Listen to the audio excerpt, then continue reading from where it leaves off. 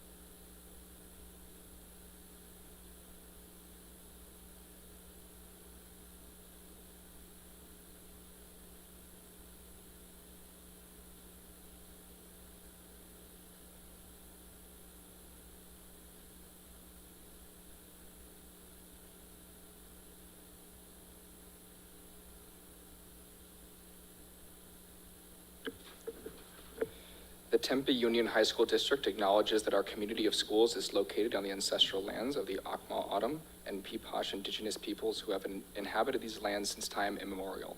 With this land acknowledgement, the district formally recognizes that the traditional care and keeping of these lands by indigenous peoples allow us to be here today. Thank you so much, Ms. Hilgers and Vice President Montero. Next, we'll go to the report from the superintendent, Dr. Mendeville.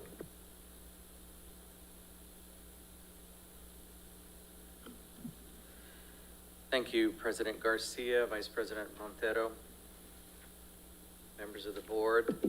Member Hodge, you're online, or on the phone, you can hear us. Yes, I can hear you. Executive team members, our viewing and listening audience, I appreciate your time we are spending with us this evening.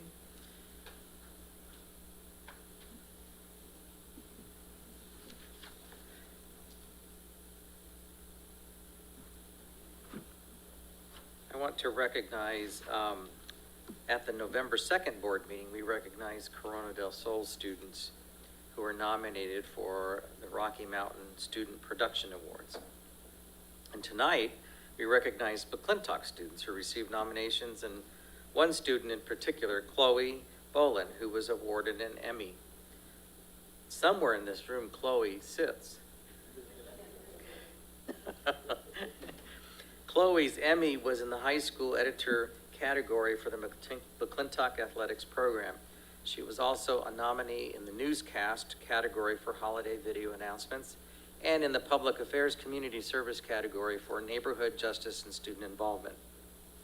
Other McClintock Student Production Award receiving nominations are News Report, serious or light, Jacob Barola and Mia Phillip for news package of cancer survivor and Day in the Life of an EVIT student, respectively. And then for commercial, Bella Rios for a Legally Blonde musical spotlight.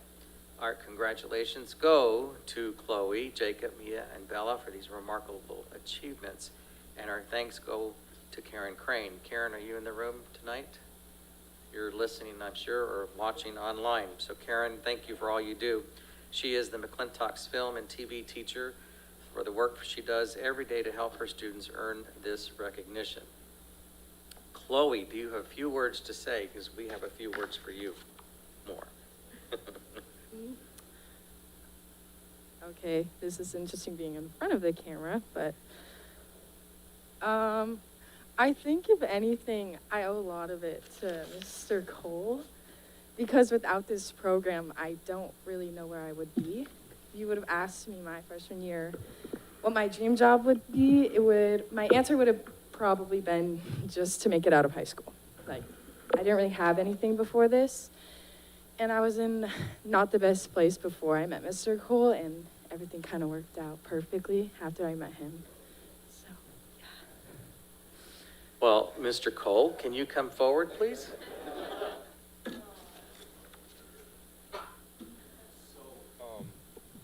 First of all, I'll joke around with her and say, like, this is my McClintock daughter, which she really is. And this is the second year she's been the intern for me.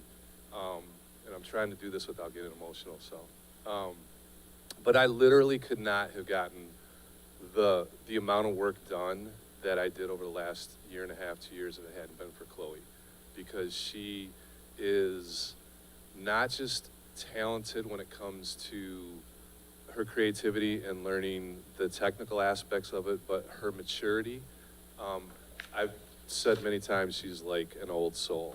She gets it, she understands, she's focused, she's creative, and it's been a true pleasure to watch her grow over the year. And I have the honor tonight, when she, at the Rocky Mountain Emmy Awards, they had the award, but they put the wrong date on it. So we got the award, so it's my honor tonight to present you with the actual award. Oh, wow.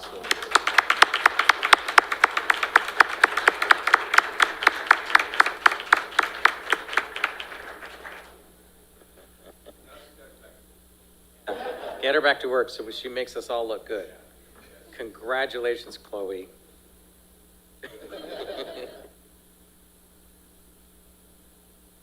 Please share.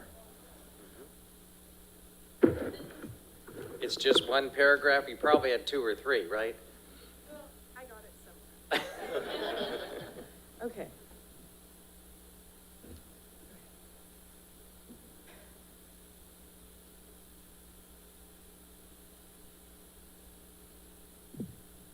So, a little context, I was asked to write a memoir in my senior English class, and I struggled a little bit to come up with a moment that I wanted to write about, but I knew that it was going to surround film in some way. And as we're coming to recognize the Emmy Award that I won, I think that there's someone who's so vital to my story that he deserves the recognition just as much and even more as I do. So I met Mr. Cole my sophomore year when we had a long-term sub in my film class. We talked for the entire class period, and he ended up asking me if I wanted to intern with him the next year. And I wasn't going to turn the opportunity down. I never had someone to look up to until I met Mr. Cole, and I kind of just did my own thing and was trying to do what I had to do to get through school until I met him. I never looked forward to school until he and I had that conversation, and to add, he didn't really know anything that was happening with my dad, which my dad had recently just been diagnosed with cancer. The first video project that Mr. Cole and I got to work on was the McClintock Athletics hype video. If there's a project that I'll always remember from high school, it would be that one. Not because of how well it turned out, but the person I became during it. Trust me, there were many days where I felt frustrated, upset, which a lot of people don't get to see that aspect. Throughout the project, he always assured me that he was proud of me, and a comment that may be so simple can mean so much. Even now, anytime I see him, he's either telling me that he's proud of me or I have to come back and work for him.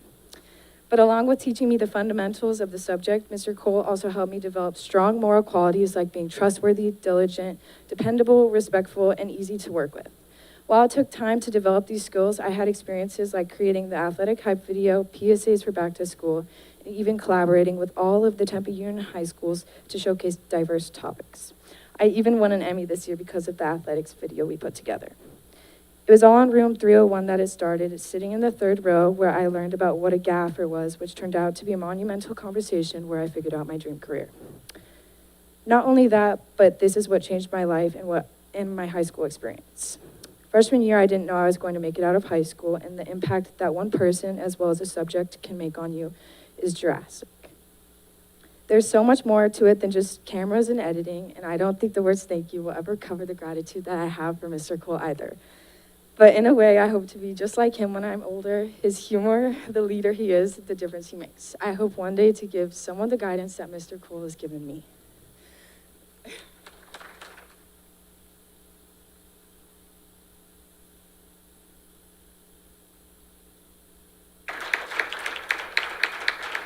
Something tells me that you certainly will. So thank you again, Chloe, and thank you, Mr. Cole, for all you do.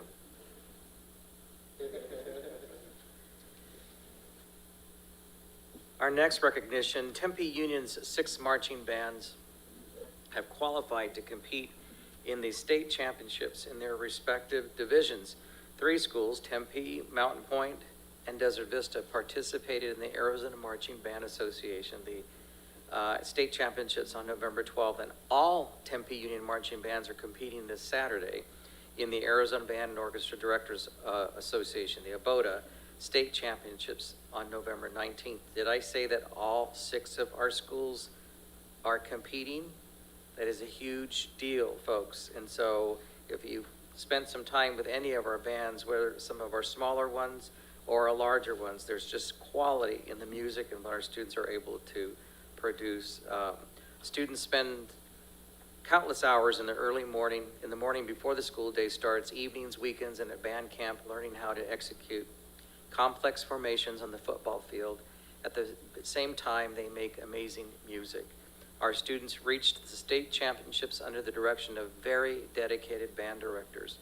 Antonio Lozano at Tempe, Amanda Lenhart in her first year at McClintock, Michael Hall at Marcos, Corona's David Duplessis, Scott Werner and Alexandra Holst, Leo Werner at Mountain Point, and Michael Krill and Vincent Lopez at Desert Vista. So congratulations to our students and directors for this remarkable achievement. And if you do have time, look on our website, go on Saturday. It's a treat. It'll be at Glendale Community College all day long, so find the specific time for our schools, and if you can make it out there, it's worth the drive, I promise. And lastly, we want to acknowledge the government finance officers, well, our district, because the Government Finance Officers Association of the United States and Canada, the GFOA, has awarded the Certificate of Achievement for Excellence in Financial Reporting to Tempe Union High School District number 213 for its annual comprehensive financial report for the fiscal year ended June 30th, 2021. The report has been judged by an impartial panel to meet the high standards of the program, which include demonstrating a constructive spirit of full disclosure, to clearly communicate its financial story and motivate potential users and user groups to read the report. The Certificate of Achievement is the highest form of recognition in the area of governmental accounting and financial reporting, and its attainment represents a significant accomplishment by a government and its management. So I want to give kudos to the Business Services Department under the leadership of Mr. Roland Carranza. And while it may be his first year as the Assistant Superintendent for Business Services, it's not his first year in Tempe Union. So he's had a major role in developing the high standards and quality training for our staff so that we ensure we are continuing to receive this award, because this is not our first. I'm gloating now. So Mr. Carranza, would you want to share a little bit more? Thank you, President Garcia, members of the board, Dr. Mendeville, community here and listening. I want to acknowledge, I gladly accept this award, again, as in the past, but I do want to acknowledge Diane Muleman, my predecessor, because this award is for the year, the 1 year that I was not here. So I know that there's a lot of work that goes into meeting this standard, and so I just need to recognize Diane Muleman and the business services team that did the work for us to continue to receive this recognition. The pressure's on, Mr. Carranza. No, and I would ditto that, because Diane was a staple in the district for, 3 decades? And she led the district through some very difficult financial times. And we're just fortunate to have you in that seat now. You worked with her for all those years, so I anticipate we will have identical findings as the years move on. So thank you. That concludes my report, President Garcia. Thank you so much, Dr. Mendeville. All right, next we move into public comment. This is the time for the public to comment. Members of the governing board may not discuss items that are not on the agenda. Therefore, action taken. Hold on. These are agendized, so we're going to move forward with agendized. Do we have any that are not agendized? It's not something books, marketing. It's not agendized, I don't think this. Okay, so we'll move forward and we'll do this one here. I'll start again. This is the time for the public to comment. Members of the governing board may not discuss items that are not on the agenda. Therefore, action taken as a result of public comment will be limited to directing staff to study the matter or scheduling the matter for further consideration and decision at a later date. Public comment is accepted in person only. Normally, public comment concerning a specific agenda item will be heard at the time that the item is addressed by governing board. Each member of the public will be allowed up to 3 minutes to speak in accordance with policy BEDH, public participation at governing board meetings. The following limits will apply: 1 through 15 speakers, 3 minutes, 16 to 32, and then 31 and more, 1 minute. Presentation form must be completed in its entirety and given to the board's executive assistant. Individuals may use the attached presentation form to supply any additional information and literature that the public wishes to give to the governing board. I will hold.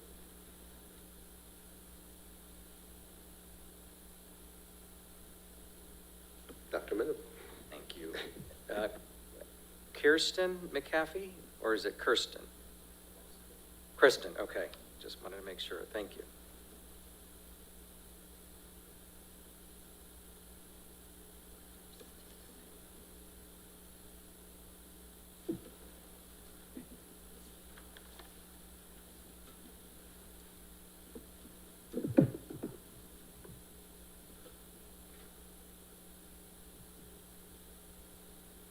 Hello, my name is Kristen McAfee, and I'm excited huge advocate for education, love it, will always be a lifelong learner.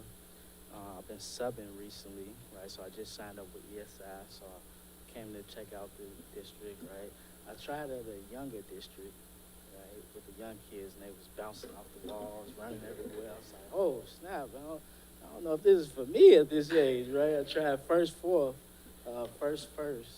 I did fourth, and I was like, oh, this is still bad, right? So it gave me so much inspiration in a way for teachers, right? Because it's like outside looking in, you really don't understand it, but once you get on the inside, you're like, whoa, I'm like, you all deal with this every day?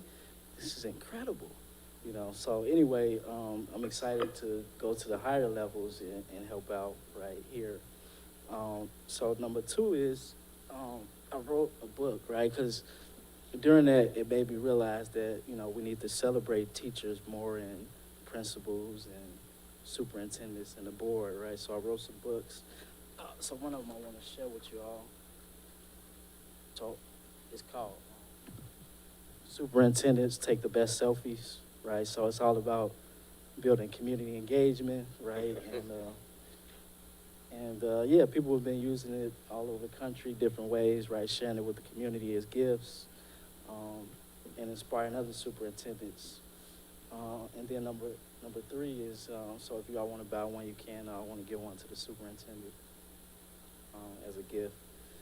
And then number three is I'd like to help with the marketing, right? I think you all do a good job of posting, but it just could be better as far as the content, more videos. So yeah, I'm excited. That was amazing seeing the Pledge of Allegiance. I was like, wow, that's pretty cool, right? So just excited to be here, lifelong learner, want to help out in any way I can, because superintendents do take the best selfies.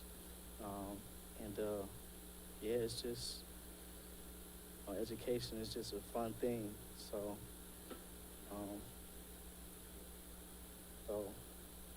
as far as subbing, like I said, it was an interesting experience, and it really opened up my eyes, right? So I just want to get back in the classroom, help with creating that community engagement, because what I learned from talking to the kids was a lot of them really don't know from 1st through 12th, right? What a superintendent is, what a board is. So that's what inspired me to create these, because I was in one board meeting, and the superintendent, the board asked the questions, and she was like, I don't have all the answers. We need more community engagement. We need more business owners, kids, staff. And that really connected with me, so that's what caused me to write this. So anyway, I'm just excited to contribute in any way I can, and thanks for having me. Perfect timing. And you haven't seen any selfies that I've done. They're chuckling back here going, The ones that we haven't seen, Dr. Mendeville. Thank you again.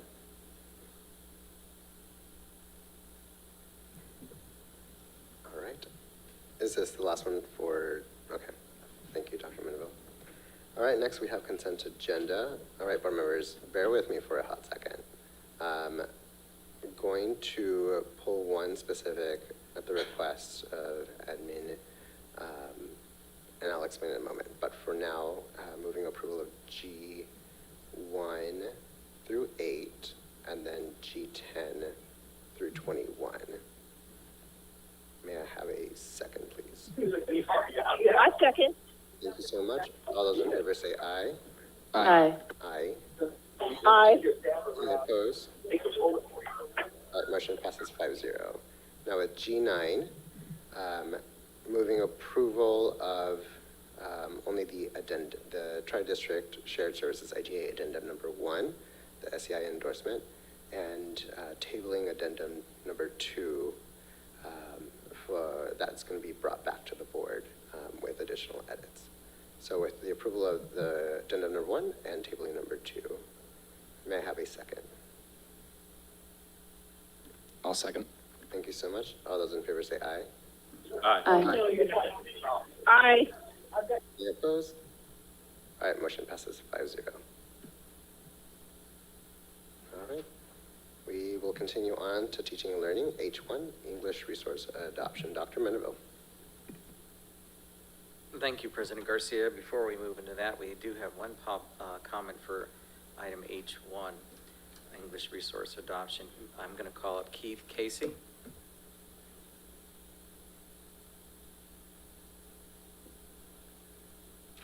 Before my time, hello, I was on. Before my time begins, I want to give a shameless plug. I'm on the band staff for Desert Vista, so go Thunder. Just want to throw that out there. Dear Governing Board and Superintendent Dr. Mendeville and distinguished guests, my name is Keith Casey, and I'm an English teacher at Desert Vista High School. I want to voice my concerns with center around the book being considered for senior English. When the textbook adoption process was initially rolled out, we were told that stakeholders from the district office and our department leaders would be realigning our scope and sequence so that each campus would have a prescribed set of standards to teach by quarter, per grade level, and a bank of text we could choose from to align with those standards. That vision has now transformed into textbooks and consumable workbooks for students. In looking through the textbook, my concern is not the standards or prescribed scope and sequence. What I am most concerned with is the literature, particularly in the senior level book that I'm being asked to use to teach these particular standards. Every anchor text for the 6 units in the book is all British literature, and 16 of the 18 supplemental suggested readings are also British literature. The newest text is 150 to 200 years old. The curriculum is the complete opposite approach of anything we've received from past district directives. Senior English is the last chance before graduation for us to give our students a sampling of diverse literature from multiple cultures and multiple diverse authors discussing a myriad of topics, ideas, and concepts over subjects that could hopefully prepare them for moving forward into their adult lives past high school. In looking at the district core values and beliefs under diversity and inclusion, one of the core values reads that we benefit and we learn from the voice of our diverse community. Those words cannot ring truer than when I look at the makeup and representation on our school board. It makes me proud to know that our diverse student population can see themselves in all of you in some way in that shared vision. This is why it makes it more disheartening that we are being asked to do the complete opposite in terms of giving them a diverse experience with our literature selections. And speaking on the most personal of levels, as a person of color, it breaks my heart to know that I'm not able to give marginalized students a chance to see themselves in the literature that they read if this textbook is chosen from them. What message are we as educators sending to our diverse student population? In closing, I am simply not here to complain about the situation, and I wholeheartedly want to be part of the solution. I want to serve on or assist on any committee moving forward that would offer us the opportunity to find a more diverse literature selection for our seniors in this district. We have the best and brightest educators in Tempe Union, and I'm certain that we can find stronger options to give our student population than what has been presented. Thank you for your time. I look forward to working with anyone who will allow me the opportunity to help create solutions for the betterment of our diverse student population. Thank you.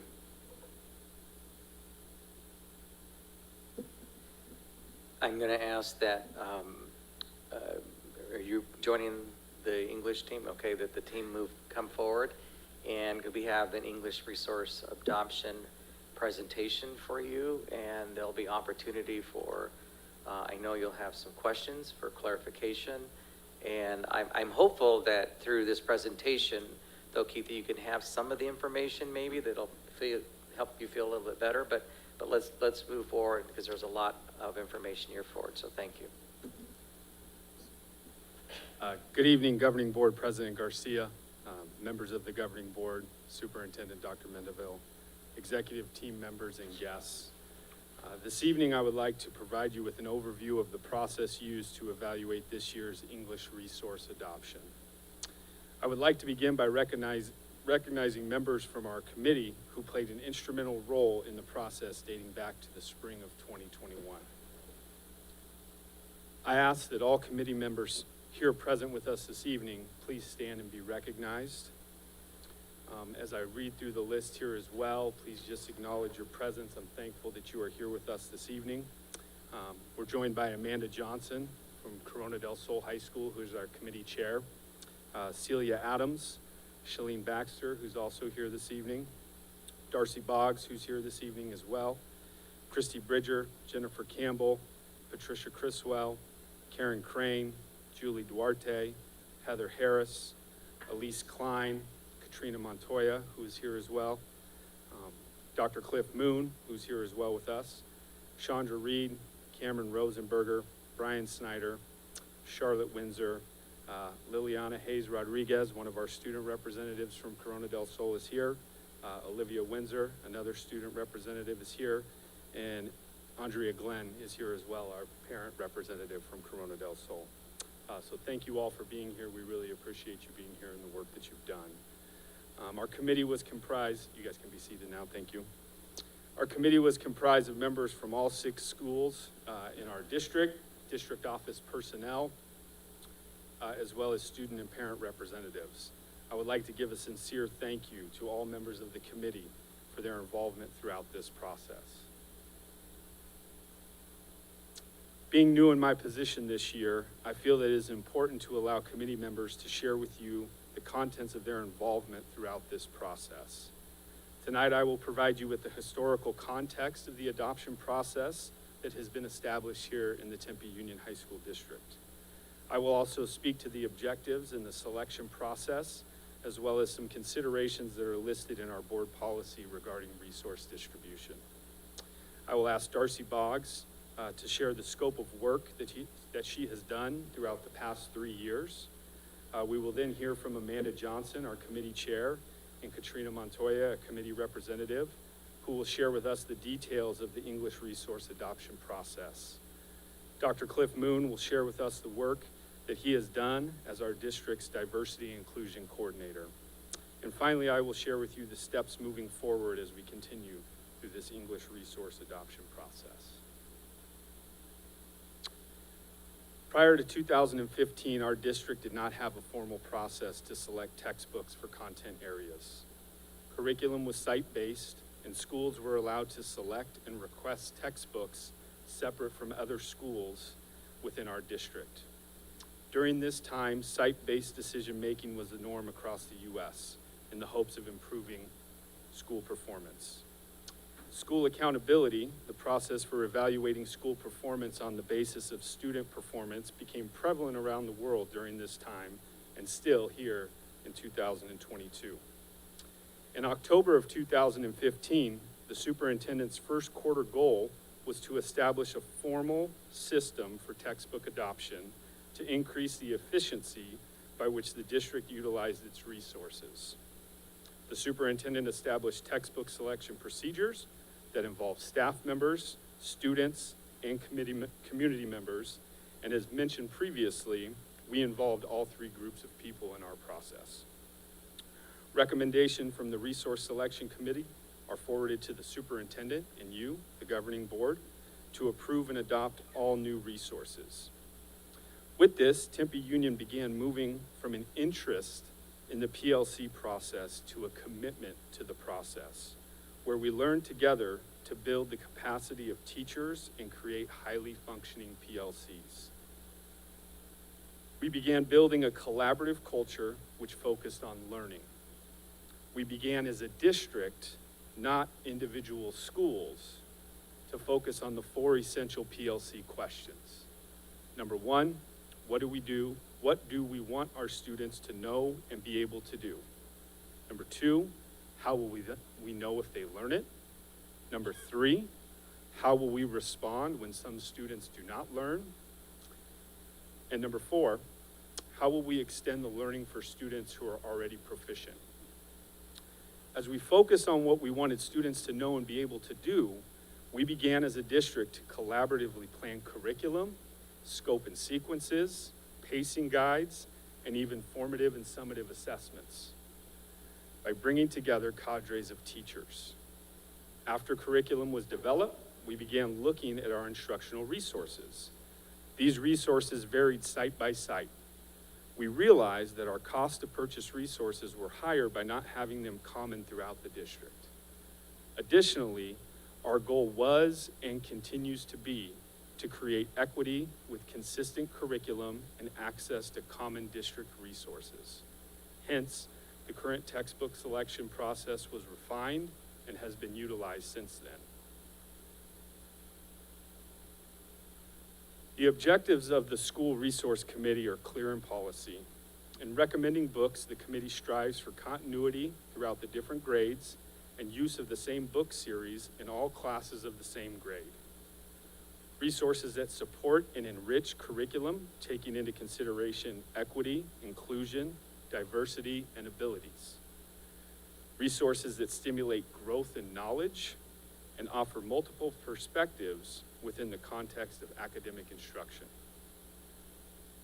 Resources that are recommended for their strengths rather than rejected for their weaknesses and shall be judged as a whole. resources that support the goals and objectives of specific courses. As a committee, we considered the following when selecting instructional materials: the relation to the student. Materials are examined in which theme and presentation of subject matter are suitable for the ability and interests of students. Relation to the subject. Instructional materials are selected for their timeliness and timelessness, judged by the current interests and its historic value. Ensure fair and objective treatment related to morality, race or ethnicity, religion, health, and politics, and whether the materials represent life in its true proportions. And then relation to quality, the accuracy, authenticity, and aesthetic value. I will now turn it over to Darcy Boggs, who will discuss the work that she has done while serving as our district's English content specialist.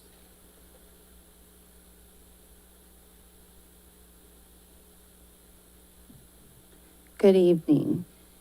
As you might remember, I was here a few weeks ago because I moved to Marcos as an assistant principal. So I am talking about the work that I was doing prior to that as content specialist here in the district for the last 4 years.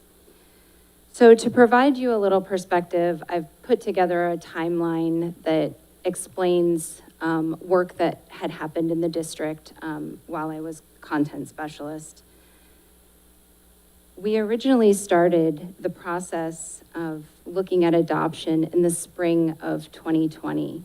And so I met with department leaders in January, and we began to discuss the process and what kinds of things do our teachers need.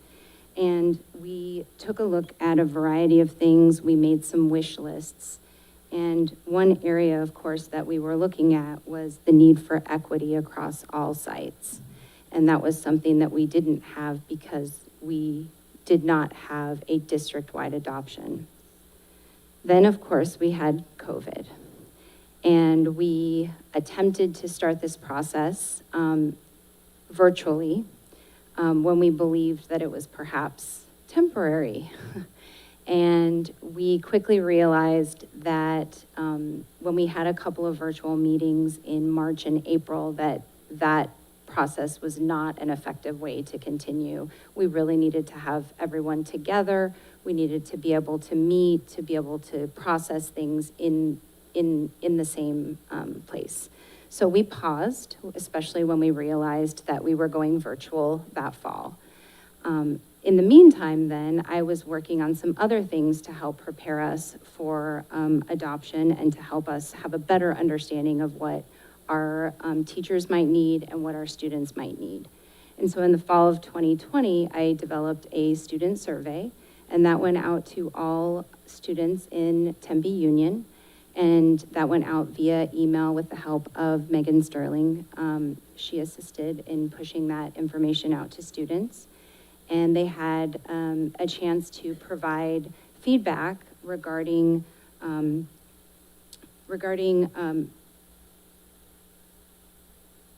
whether or not resources were diverse, how they felt that they engaged with the resources, whether or not they felt relevant to their lives. And so students were able to take a survey, and then they also had an opportunity to comment on that survey as well. So there was an open response portion of that survey. So they gave us a lot of really helpful feedback about the kinds of things that they hoped to read, what they liked to read in English, and where they thought maybe we could look and consider. One of the big things that they talked about was relevancy. They wanted to read things that felt relevant to their lives. Diversity was a piece that came up, but overwhelmingly, they wanted to read things that felt timely and felt relevant. And so that was very interesting, and that was something our English teachers have talked about as well. Then moving into the spring, we took that information and we again continued to work with department leaders to do a needs assessment on what types of resources do our teachers need. We identified a couple of different areas as a group. We talked about the need for more grammar support. to help us prepare for ACT. We talked about the need for more diverse texts, particularly through perhaps novels and things like that. And then we talked about the need for more curricular support for teachers. What we have been finding as we work with the PLC process is our teachers all PLCs do not necessarily have the same number of people and have the same amount of support. And so what we're finding is a PLC of 2 or 3 cannot produce the same amount of work as maybe a PLC of 6. And that is creating, it's creating different amounts of work for different groups. Then as we moved into the fall of 2021, I began to bring in cadres. And when you bring in a cadre, that means I bring in, for example, freshman English. And that would be 1 teacher from each site. They come together and spend the day with me. And we looked at what we currently do, and we would review things and then determine what do we need to do to move forward. And so there were a lot of collaborative conversations, looking at the standards that we do use, looking at the text that we currently use, and then determining what does work and what adjustments might we need to make as we move forward with an adoption. Then in the spring of 2022, I began to organize a committee, and the plan was that I would fully participate in that, and I chose Amanda Johnson to be the head of that committee, who has done an amazing job for us. And then bringing together all of those stakeholders, also working with Brent Brown to help develop a timeline, and then working with Steve when Steve came in to help finalize all the pieces of that. When the committee began to meet in the spring, they also wrote what's called the scope of work. And when you write the scope of work, you write it in a way so that you get back the kinds of resources that you think you need. And so the scope of work provided a very broad opportunity to get a lot of different kinds of resources in that RFP. So the RFP went out, and then the work now is to determine what will it look like if we do adopt these resources. So even though I am still I'm currently an assistant principal, I still have been working with our department chairs, and I've brought them in a couple of times, and we've started to have these conversations as a team. So they are actually coming in again next week, and we will continue to have conversations about how do we look at these potential resources and how they might fit with the work that we want to do in our district. And that helps, that provides you a timeline of where we are, and the work that I have been doing in terms of my content. And then now I will turn it over to Amanda Johnson and Katrina Montoya to talk about the actual adoption committee.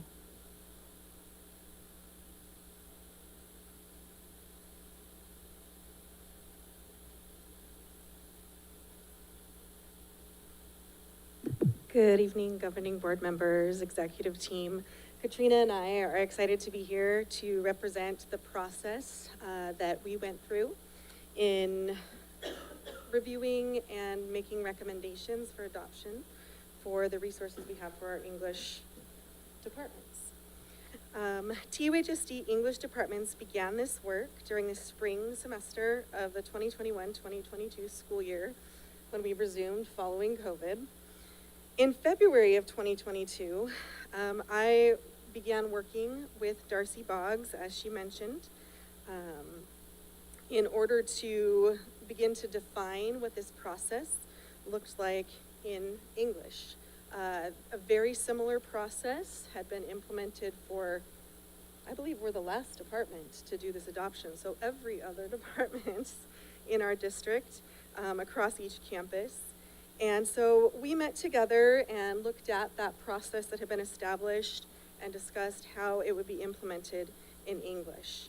At that first meeting, Darcy graciously met me over at Corona, and we talked about the development of the committee and the confirmation of the committee members, and making those members representative of every site across the district. That was very important. The timeline that we would have in place for the adoption process, and the initial discussion about resources that were needed, that had been gathered, the data had been gathered by Darcy for what teachers wanted, what students wanted, as she outlined for you. In March of 2022, the English Textbook Adoption Committee held their first committee meeting to discuss this adoption process. The first point of discussion established our overall purpose and objectives for the committee so that we were all in alignment with the same goals, as well as ensuring all committee members were apprised of proper procurement rules, which were new to many of us. And all thanks to Patricia Criswell, who was amazing in guiding us through that and helping us understand what rules we had to follow and what was confidential at what point, that type of thing.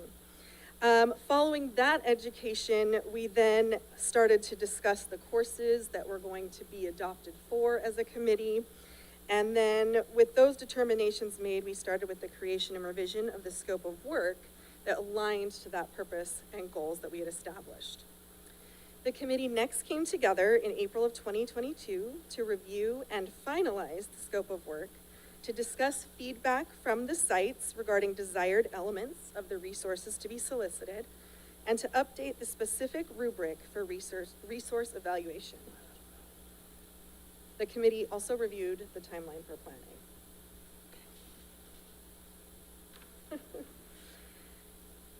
Then the committee developed and applied a thorough rubric that addressed student needs and concerns, as well as faculty input regarding instructional resources and supports. We considered for each submitted text the 6 elements that you see on the screen. First, content and its alignment to state standards and to district goals. Then the comprehensiveness of print and digital resources available to foster real-world connections and provide differentiation to deepen individual student learning. The inclusion of student-friendly learning targets tied to formative and summative assessments that feature feedback for our students. The ability of the resource to engage students in asking questions, thinking critically, and learning actively.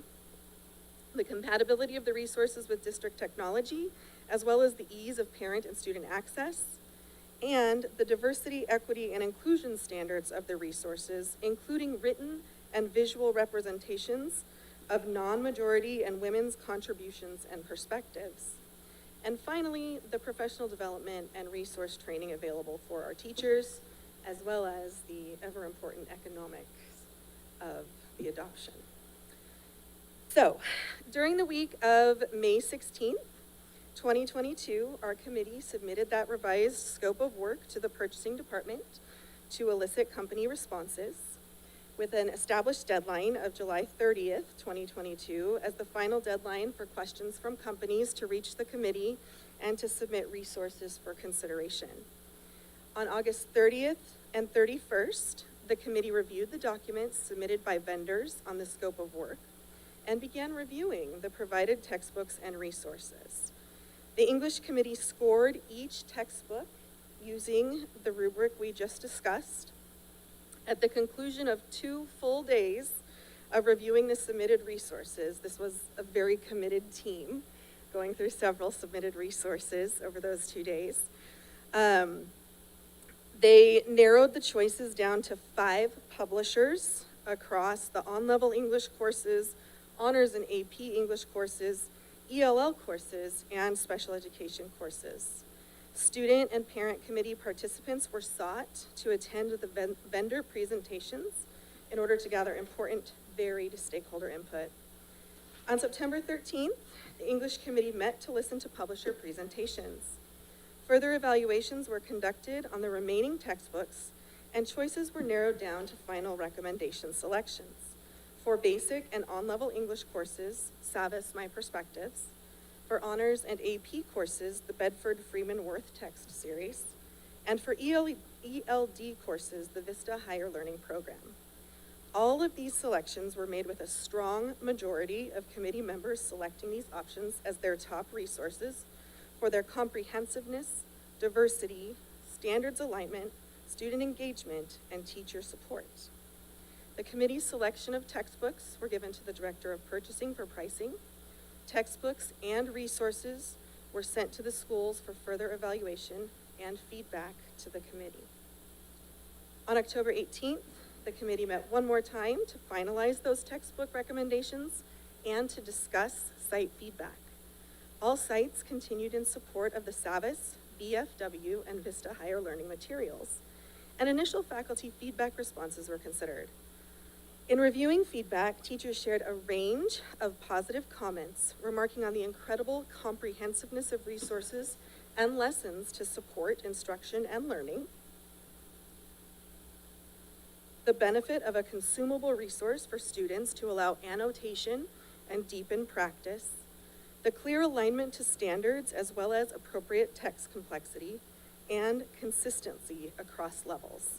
And I'll give Katrina the table to emphasize some specifics of that discussion.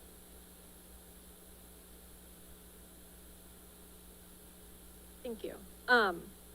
So Amanda created a feedback form that I know I used at Desert Vista and she used at Corona. And in looking at that, the teacher feedback, I pulled one out that I think really hits on some of the positives that the committee felt that the Savas book in particular held. This teacher said, both lessons and the text complexity are 100% aligned to our standards. There are so many resources available to support instruction, including intervention, exclamation point. We currently create literally everything we use ourselves, and this will provide us with much needed relief and allow us to focus on individual student performance rather than curriculum development. So a couple key themes that I noted in that teacher's feedback was not only how this is aligned to the state standards, but in purchasing a text series from 9th grade to 12th grade, then the publisher is providing texts that increase in complexity across the grades. I think one thing that English teachers need to be aware of is we still need to be increasing students' reading skills in order to get them ready for college and career. So if these texts are gradually increasing in their rigor and complexity, that's reflected in this textbook. Again, what we're looking at is adopting resources for teachers and students, not simply just an anthology of texts. So what's coming with this are optional plans, writing prompts, projects, editable test banks, grammar resources. There are options for teachers to provide leveled texts that are 1 to 2 grade levels below the grade level that would allow for differentiation. And there are intervention materials, which currently and for the past 16 or 17 years that I worked in the district, these are all things that teachers individually have been creating. So we would be gaining these things. And I think, Darcy kind of spoke to this already, but because teachers and PLCs are all creating these things individually, we're replicating the same human effort times 6. If we're able to pull from a common resource, that's going to allow teachers to rededicate their time to the PLC process. So rather than constantly focusing on what are we going to teach, teachers can refocus their efforts on, well, how are we going to teach? What kind of engagement strategies are we going to use with this resource? And how are we going to help students learn better? How can we provide interventions? There are a lot of positives that can come from a district-wide adoption. Thanks, Katrina. Additionally, when we received feedback, we also received concerns. In particular, there were 2 areas that seemed to surface from our faculty. The common themes were the changes needed to curriculum in adopting and adapting to a new text and resources, and a concern for the diversity of the SAVIS texts. With respect to the change inherent in the text adoption process, it is important to note that apprehension in moving through a new process and new curriculum comes with the territory. And I say that as an English teacher myself. Since this is our first district-wide adoption in English, it will mean adapting curriculum and instruction to best meet the needs of our students. With several supports in place, including early access to materials and professional development on how each resource integrates into our district scope and sequence documents, we believe teachers will be very successful in making this transition. It will be important for us as a district to focus on that support for faculty as significant revisions are made. Where diversity feedback is concerned, there was a small minority of teachers, in particular 2 out of the 107 English teachers in the district who reached out and expressed concerns about the diversity of the texts. In particular, this concern was expressed with the Savas grade 11 American literature text, as well as the Savas grade 12 British and world literature text. One aspect of these concerns centered around the grade 12 textbook being focused on only British literature, and in fact the text is both a British and world literature text. However, additional concerns were expressed to committee member Katrina Montoya, who I'd like to have step back up to the mic to share those concerns because she was the direct recipient.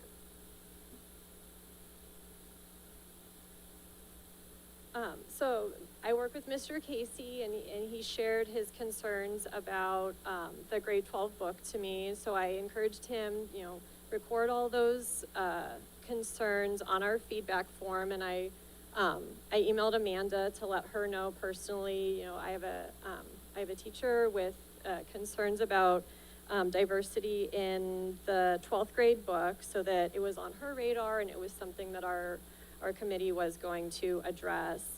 I think overall, since our committee was tasked with looking at the publisher's options for 9 through 12, we were looking kind of holistically, again, since the text complexity does increase. One way that you can get really complex text is by looking at older texts, which may be partly why the publisher chose a lot of older British literature for the 12th grade text, because those tend to be the most linguistically complex for students to read. Another thing that I remember from the vendor presentation is that the Savas materials are designed around this I do, we do, you do instructional model, where the teacher provides modeling, then there's a lot of small group activity, partner work, and then students can be demonstrating the same skills individually. So one way that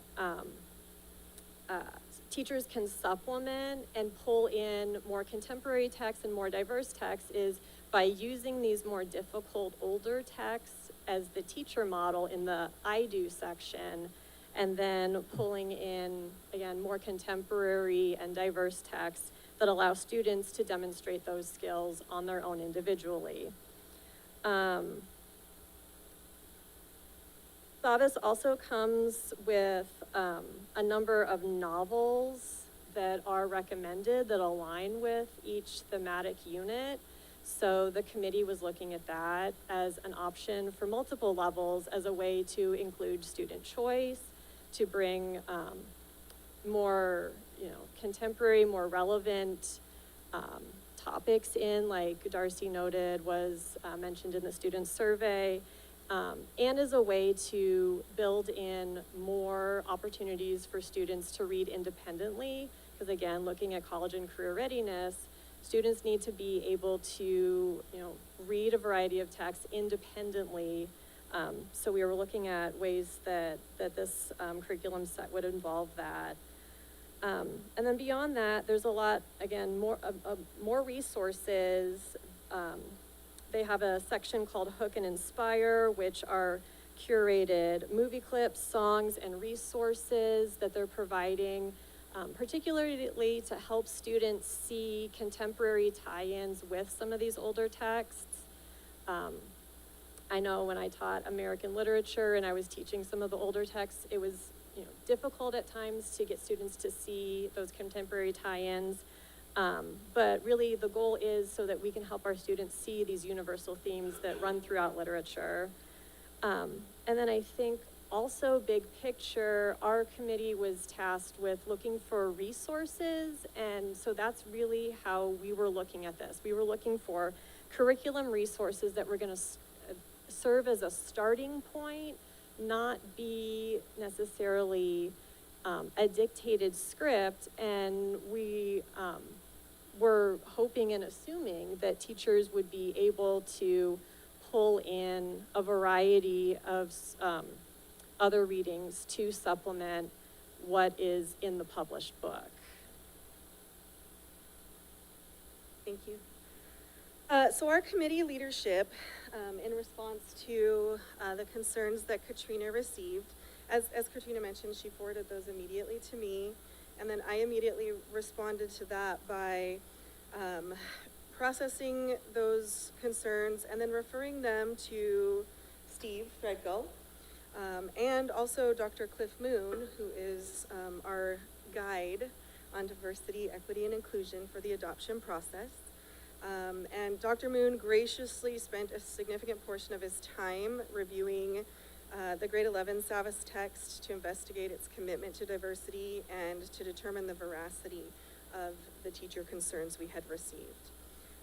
And so that brings us to the point we are at today, where we're at the point in the process where we are presenting the recommended resources to you so that you have the needed information to review and consider our recommendations.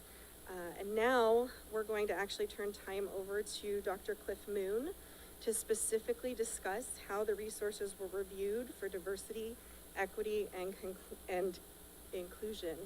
And because my heart monitor is telling me my heart rate is really high. Literally got the notification. I use Now that as a signal. I know what it's like to be a student again in front of you all. Thank you so much. I use that as a signal too, so you're not alone. Good evening, Board President Garcia, board members, and Dr. Mandeville and executive team. As was stated, I am Dr. Cliff Moon, and I am the Coordinator of Diversity and Inclusion for the school district. So when I was asked to review the books that were considered for adoption, I decided to take three focus purposes. And the first one was to make sure that we had multicultural diversity stories that included not just diversity, but also the commonalities that we have among our different cultures. And I would like for you to look at points number 2 and 3 there. I also wanted to make sure that there were going to be opportunities for cross-cultural discourse with people whose voices and experiences and ideas may be different from the reader. And so what I was hoping is that we would be able to have textbooks where the reader was able to enter into the world of the author and also into the world of the characters featured. And then finally, what I felt was most important was that we had opportunities through the use of the text to be able to celebrate the differences that we see, not just within the textbook, but are represented in the classroom and in our school community. And also provide a learning environment where we see dignity, respect, inclusion, and understanding that is related to the diversity that we see represented in our school district.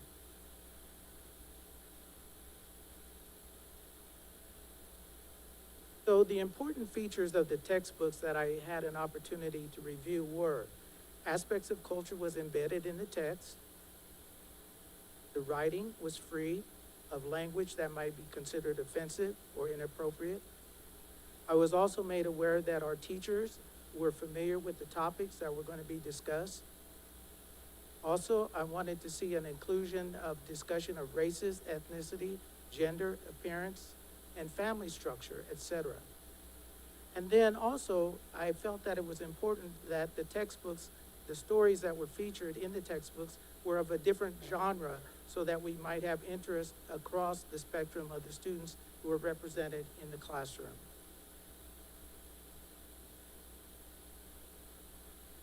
The additional features that were included in textbooks were this: the interestingness of the story. Now, I will be honest, I'm an old guy, if you can't tell by now.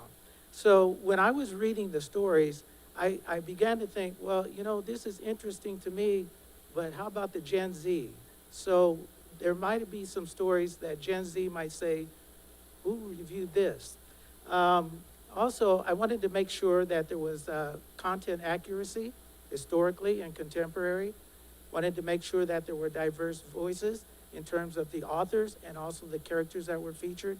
And I also wanted to make sure, as Zaretta Hammond says, is that our students should be able to have windows placed before them so that they can see others who they may not have opportunities to connect with. And also mirrors where they can actually see themselves being represented in the text. And then finally, the sliding glass doors where they can figuratively have an opportunity to step into the shoes of the author and the character and be able to develop critical empathy and an understanding of where they're coming from. And then the other feature of the textbooks was that they foster flexibility in teaching. In other words, addressing the different learning styles and also with some of our struggling readers. And then also, I felt that it was important that the textbooks, the materials that were presented, also facilitated cultural competency. In other words, for the teachers to address values, beliefs, and their knowledge of the different cultures that are represented in the classroom, along with cultural humility. In other words, saying that, you know what, I didn't know that this is what some of the people that are represented in our classroom are experiencing through these characters that are featured in the textbook. And then finally, as some folks had shared with me, is that we need to take a look at diversity, not just in terms of race, ethnicity, gender, identity, religion, but we also need to consider diversity of thought. And so I wanted to make sure that the textbooks provided an opportunity for different perspectives on an issue that students may be interested in entertaining.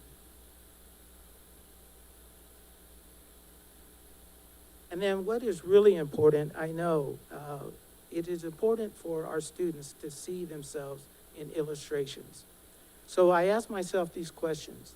Is the image historically accurate? And I had to say yes on the ones that I reviewed.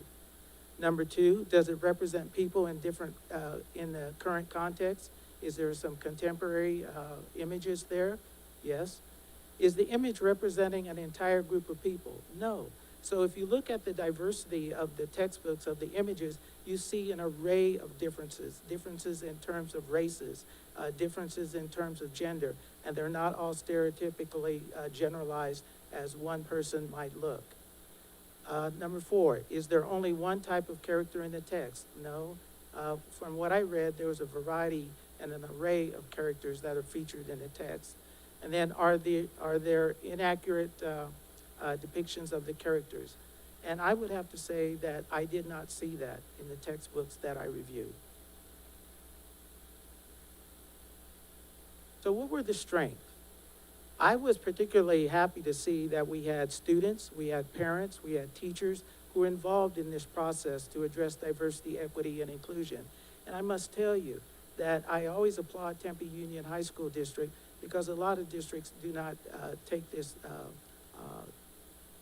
take the time to really consider this and also reaching out to those key constituents. It also afforded me an opportunity to reach out to ASU professors. So I reached out to the ASU Center for Study of Race and Democracy, ASU Lincoln Scholars, and ASU School of Social Transformation, and I sought their advice. When I was stumped on some of the information that was presented in the text, I talked with them, asking them to please give me their educated advice.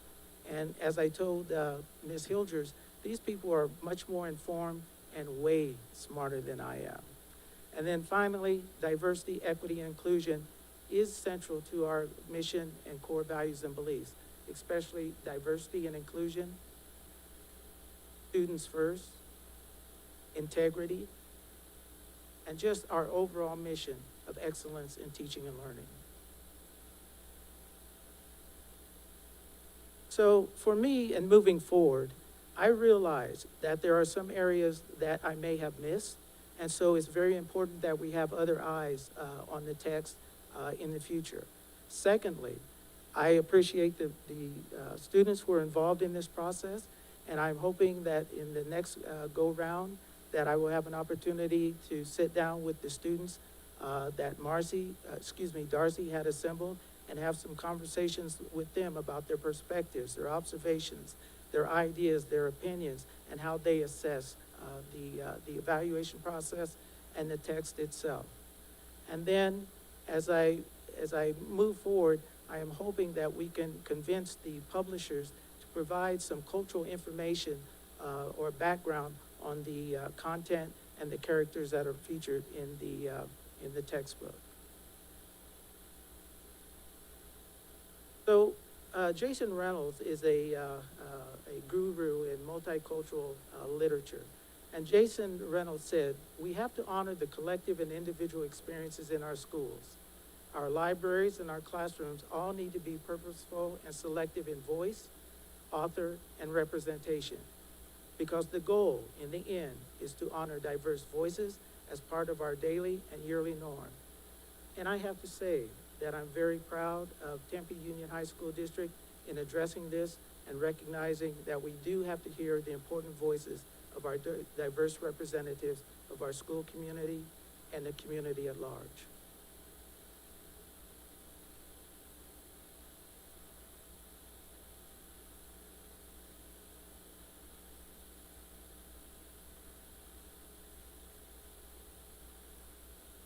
So thank you again to everyone for sharing and being able to give a full global perspective of this process that we've gone through. So final piece I will take us through.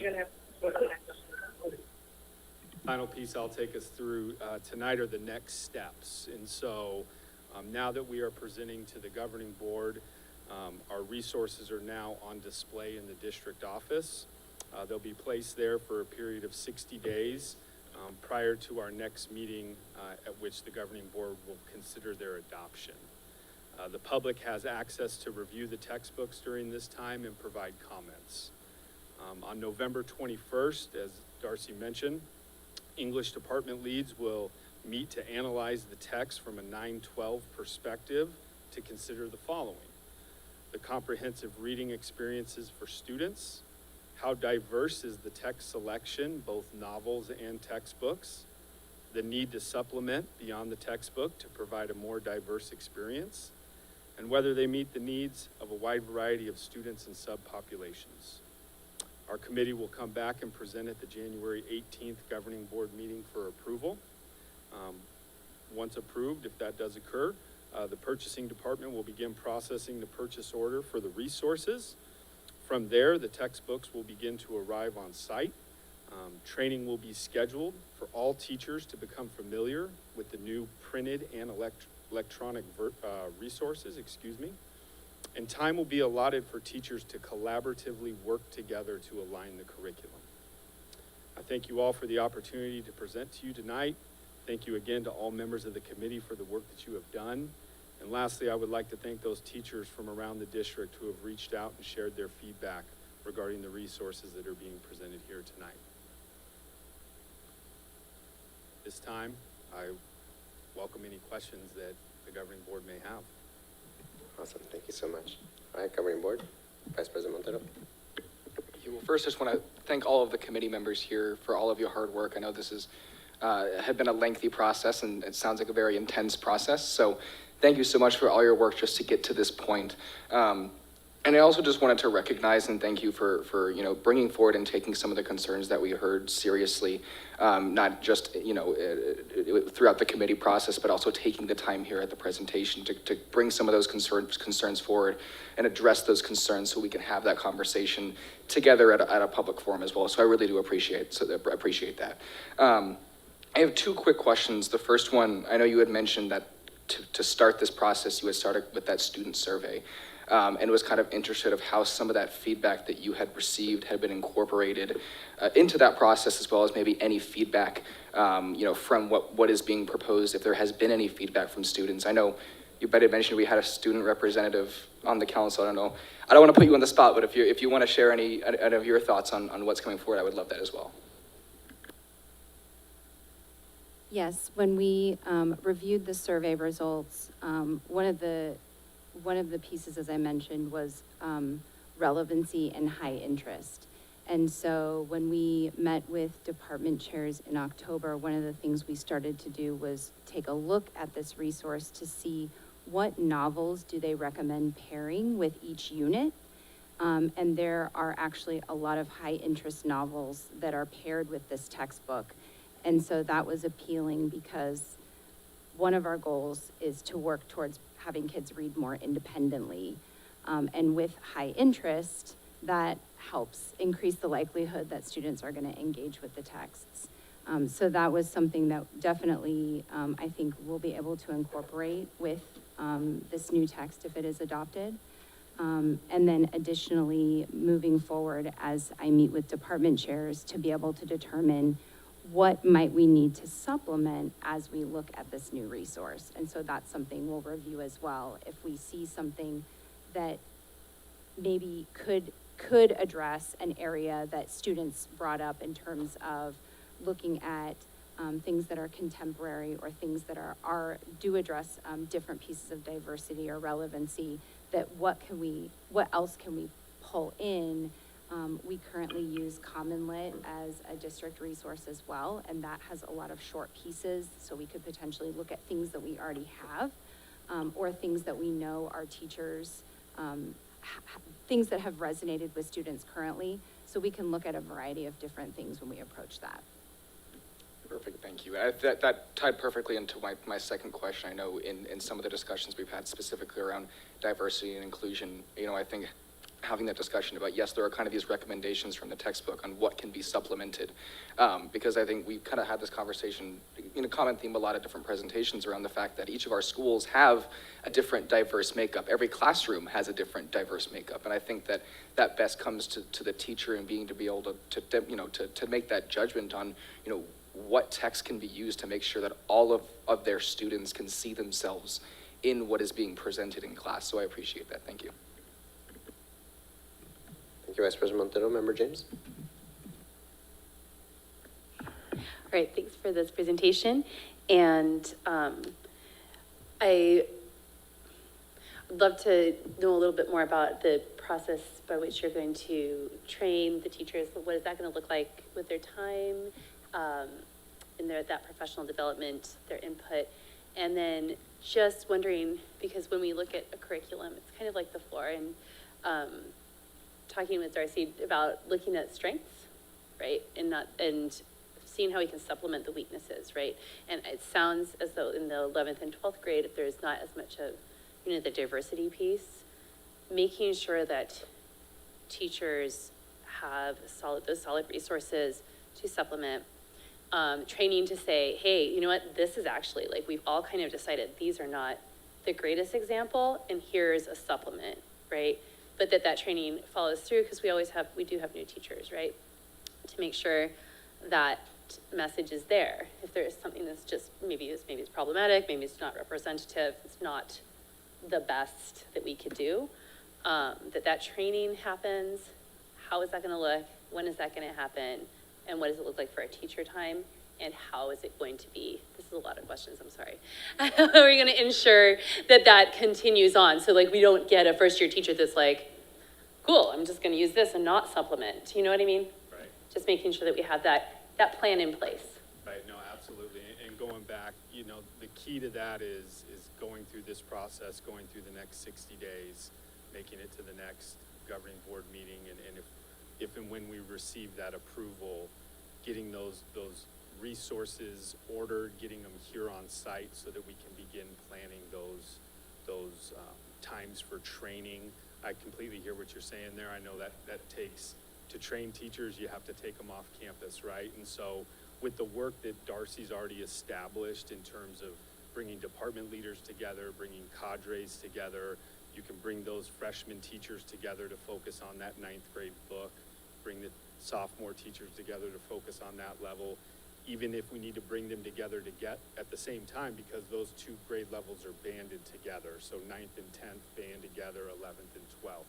So whether that's individually with one grade level at a time, if that develops into a point where we have both grade levels coming together so they can know what are the students coming up with in the next school year for their prior knowledge, and we can prepare for that and maybe supplement something that they didn't get in the previous year, right, with some of the resources we have in that. So obviously, we're still planning some of those things. Darcy has her meeting next Monday that I know Ms. Hilgers will be a part of, to begin working with the department leaders, getting their feedback from their departments as well, starting to really dive deeper into those textbooks. And then just knowing, you know, the difference between a first-year teacher and a teacher of 20 years, you know, which both have advantages, right? But as a veteran teacher myself, looking at, you know, there is an autonomy that I do enjoy. I mean, obviously there's a scope and sequence and there's standards that I'm adhering to, but because I have done, you know, 20 plus years of work in my fields, there are things I know work and I know my students relate to and so on. So how are we ensuring that there is also that level of autonomy with our veteran teachers, as long as, you know, we are obviously staying within the standards, we are making sure our veteran teachers, you know, or all of our teachers, if they're supplementing, are supplementing with things that are appropriate for our kids. You know, just having that little bit of flexibility for our teachers, because we know, you know, I think teaching is personal, but teaching English is also, you know, like in our conversations, we were talking about that personal connection to literature, right, that you may have as a teacher, or something that you've done in your classroom, or something you see and you know works effectively for you, right? So just ensuring that we have that space for teachers to obviously adhere to standards, but also like have that art of teaching in their classroom and that independence.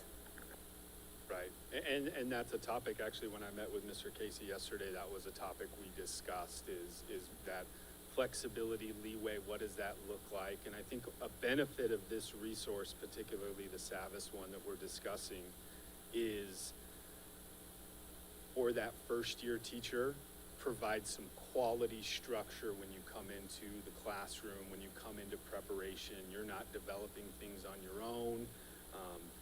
You're not directly relying on your counterparts to help you with curriculum development. A lot of that work's been done. Obviously, the refinement of it and making sure that we're common amongst our PLCs. And I totally respect the level of concern that's there from that 20-year teacher, right? I've been doing this for some time. I know what works. And I can understand that when something monumental like this comes on board, that am I going to have to change what I'm doing? Am I going to completely throw away what I've done in the past and now have to develop something brand new? Our goal is no to that. We want to take that and honor that hard work that has truly been done. As Mr. Casey spoke to, that work has been done for years because there wasn't this commonality amongst our district. And so we don't want to just throw all that out. We want to honor that work, take that work that's been done, and refine it to meet the needs built within the resource. Great, thank you. And yeah, and I was looking on the ed reports that rates literature, you know, it rates textbooks. It's independent, so it's not funded by any textbook companies. And the SAVIS, my perspectives, was all green, which is really important. The other one, I think it's the Bedford Freeman, was yellow, partially meets expectations. It's interesting to read the publisher's response because they're looking at how it aligns to standards. And they're really looking at the Common Core state standards and how those align. And if it's partially meeting, then there's a lack of alignment somewhere. And the publisher was talking about how this is really designed to get all kids ready for the AP exam. And so there are going to be things within the book, within those standards, that maybe don't completely align to Common Core because their priority was AP, which I found really interesting in the explanation, because when you start digging down, okay, that's yellow, that's a little bit of a concern. We would love to see all of our textbook adoptions being green, right? But it's interesting to dig in and to see that, because those are the kids that will be taking the AP exams, right? Absolutely. That's all I have. Thank you. right, thank you, Member James. Ms. Rosa, if you would allow me a moment.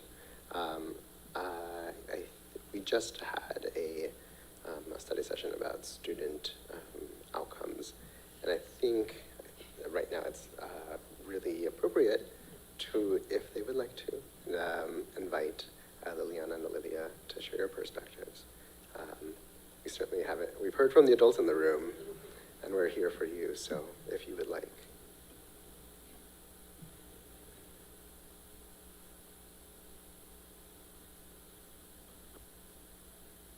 Hello there, my name is Liliana. I'm a sophomore at CDS. I was asked to be a part of the committee by my Johnson, and I couldn't have been more excited and honored to be a part of the committee. I think that day that we spent in this very room for hours, watching many presentations, I think that as students and teachers and educators, they did a really wonderful job in thinking about students and how this curriculum and all these resources are geared towards student and student learning and relativity and diversity, and all that comes into learning in and outside of the classroom. So as a student who loves learning, loves English, it was wonderful to be a part of it. And I think that the resources that we chose, although not perfect, because nothing is perfect, I think they were pretty spot on and pretty close to what we want our students to be learning. Beautiful, I have to say that. My name's Olivia. I'm a sophomore at Tempe High School. And for me, it was more of what was interesting and what would catch my attention if I was the student sitting in there. I know there was one AP textbook that they passed out that I was just, like, if I was given this textbook, even with the teacher there, or even if I was the teacher myself, I would be completely lost.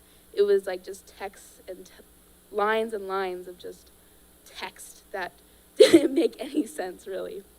But, so in my opinion, Savas and the Bedford was the thing that caught, like, that would keep me engaged if I was the student that was reading it, while the other ones, they didn't. Yeah, that's it.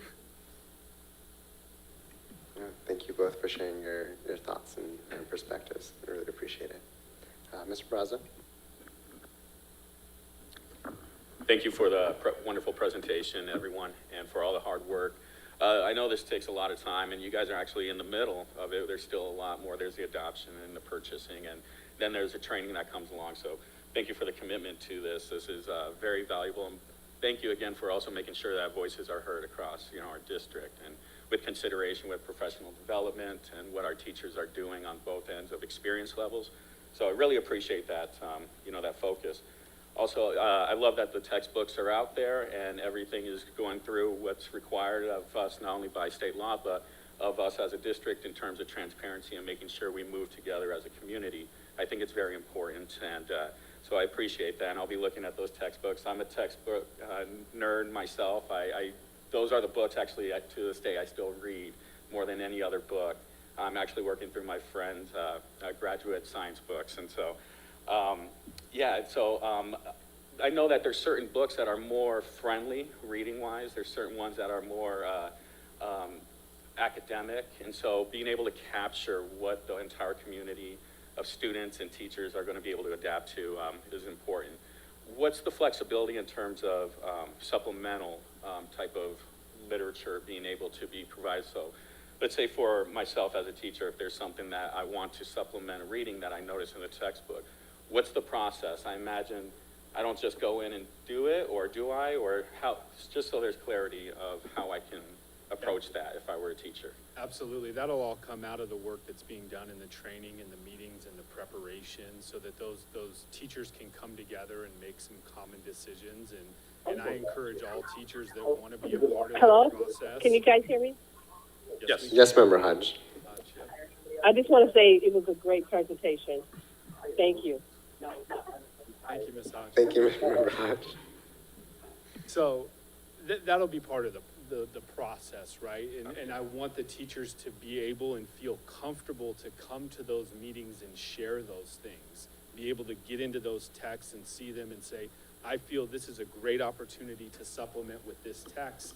Is this something we want to do? One that we've maybe used previously before we adopted this new resource. It's truly that open line of communication to just work together. Obviously, we want our teachers to be as common to provide that equity as possible, right? We want our students who are at Desert Vista to get the same quality education at Tempe High School. And so with a common resource, we drive down that lane to get to that point.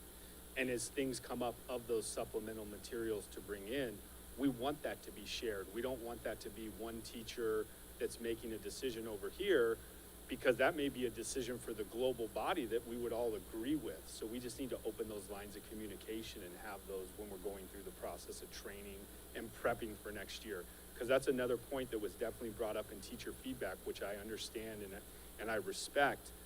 We have a short summer this year, right? And so we really want to afford that time. And I know there's different components that go into that.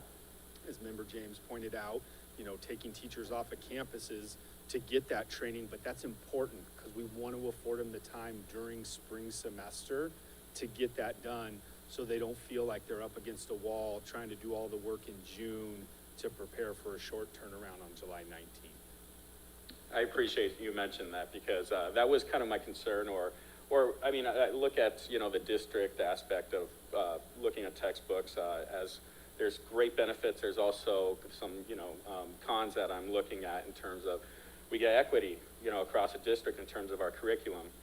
But we also, with such a broad umbrella, we also maybe lose a little bit of diversity. And I think that's where the supplemental reading can really bring us back into that fold. And, you know, so that way we look at the big umbrella as the core requirements and being able to teach towards graduation and, you know, ACT. And, but also being able to make sure that we have the diversity of, you know, literature across our campuses. And so for me, that was kind of the big, you know, concern. So I appreciate you mentioning that. So it sounds like there's a great work with our staff on that front and that they're sharing input. You know, also one of the things I look at is just when we look at textbooks and the procurement process, you know, we're taking bids and it's just nationally, you know, the problem with textbooks, not our problem, but just in general, you know, most of the textbooks, the majority of textbooks in the country come out of 2 states, you know, and those companies generally look at the standards of what the schools are doing. So they will pass, a lot of them will pass our diversity, equity, you know, our evaluation, you know, of inclusion and so forth, because they understand that that's a part of a lot of school districts. And so they're trying to, you know, it's a purchase, they're trying to sell what we're wanting. So I often worry about who is being a part of the procurement process or who's putting in the bids, and if there's a way for business services can maybe encourage or put out a way that we can get more bids from not just the major, you know, industries, but I don't know if that's necessarily a problem. But where I'm getting at ultimately is, for example, one that stuck to my mind just during the presentation was there's an individual, his name is Budhanyana, and he was a mathematician in 800 BC circa. He is credited, well, not necessarily in textbooks, but he discovered the Pythagorean theorem 1,000 years before Pythagoras used it. We're talking exponentially longer than the United States of America in its existence, and that has been used mathematically. But yet it took us all the way until the Greeks for us to actually acknowledge it. And so I, as a teacher, would want to be able to supplement my reading and saying, this is what we're teaching as standards. This is really also something to consider, the history of math, and how it's interesting that this individual actually used Pythagorean theorems. We call it Pythagorean theorem, but nonetheless, 1,000 years earlier. And for me, it locks in that critical thinking and grabs that student that maybe wouldn't have picked up a book to even just explore. But now I gave them kind of a contrary to an idea. And so I think that's where I'm looking at the supplemental aids, and if there's a way that a book can also pass through our cultural diversity process, but maybe look at a list of books that the district recommends as culturally diverse and including of different cultures, you know, and ideas like where did math come from, where did this come from, who first actually did travel to Australia, you know, long before America, you know, long before Columbus. And so that's kind of where I would like to see the supplemental literature be encouraged to express that diversity, and then maybe even give a list of recommended books for that reason, you know. So yeah, absolutely, I appreciate the hard work. And so for me, that would just be like my thought process and hopefully my focus for the committee to look at as the supplemental reading for that, and how we can grab students that, looking at our population of, you know, just, well, all backgrounds, and how we can express them in those books, and that's supplemental aid. Right. So that's all. Yep. Thank you. You're welcome. Thank you. I would like to add my appreciation and true respect for the committee, because I know a lot of you, and thank you for the students to be present here. You both were very eloquent. But our teachers and the whole process was very comprehensive. I appreciate it. Here's what I know about our teachers. When I came here 12 years ago, I had to have a better understanding of the high school teacher and how they plan and how they organize, and they want flexibility. That was very clear to me. I learned that in a couple of years fairly quickly, but it makes sense.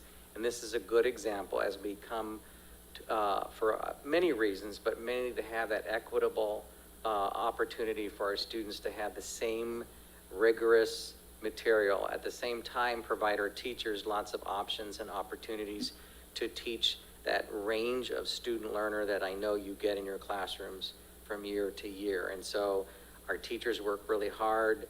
I know they're going to take this text, and there is no perfect text, to your point. And Keith, I hope that some of this presentation helped with some of the concerns that you have, and we want to hear more to build on that, because the diversity and having contemporary, current authors and experiences for our kids to I love the mirror and the imagery that you gave, Cliff, in yours, where kids can see themselves in a story and one of the characters. How cool is that? And that's what we want for our kids to have. So I just want to applaud the hard work that you've done so far, and it's thoughtful, it's mindful, and it certainly aligns directly to our district's core values and what we believe in for all our students and our families. So I appreciate that. Thank you. Thank you, guys. Appreciate it. Thank you, Dr. Menville. All right. Yes, I also want to echo all the work that has been invested in this process. It is very clear a lot of time and thought and effort has been placed into it. And also for all the folks who have reached out to us independently and shared your thoughts and comments. Sometimes it's difficult to get to all of them just because of all the things going on, but we do take to heart all of that and try to understand every different dimension that comes before us. I do have a number of things, so please bear with me. I appreciate fellow board members conveying and asking questions. Mine are twofold. One specifically about the process for input, because I'm very much about wanting to get as much as possible. And then the second, which will here's it back on kind of more of the details that I have some questions about. With respect to the process, obviously there's 60 days for the public to come in, review, provide their feedback, comments, any recommendations, etc. I want to raise that those 60 days do fall within the holiday timeframe, and that is very difficult for families that are not necessarily paying attention to book adoption within the holidays. So, having said that, what are our efforts? Because I really want us to put in, or better understand what our efforts are rather than just having them there for the 60 days. My philosophy has always been to try and make every good faith effort to meet families where they are, because truly getting all of their input helps refine that process. And I do want to honor all the work that has been done, but I would like the refinement potentially to be before adoption, because it's easier to change things before they're adopted. That's just the reality of it. And to Mr. Keith, who mentioned earlier about the diversity of this board, a lot of that took intense work, reaching out to all of our families over a course of years and time, right? And it wasn't something that was easy for us to do. It took very intentional effort to try and meet all of our families as best as we could where they are. And so I guess I'm curious as to what does that look like, if there's any additional efforts to try and get their input, considering the holidays and considering how difficult it is already to help inform the new board, because obviously I will not be here, but to inform the new board of what that looks like. Because for me, that seems very limited in terms of the accessibility of those materials, when historically majority of folks don't come to read those to begin with. So. Yeah, I know I worked with Megan Sterling's office. I know that we put out I'm not going to say this correctly, Megan, but a news release, right? I'll let you speak to that, but. Also, before we do that, I just want to, happy birthday, Megan. Thanks. So I believe it's part of the statute, but we are mandated to put out a press release in regards to textbook adoption and letting people know that the materials are available.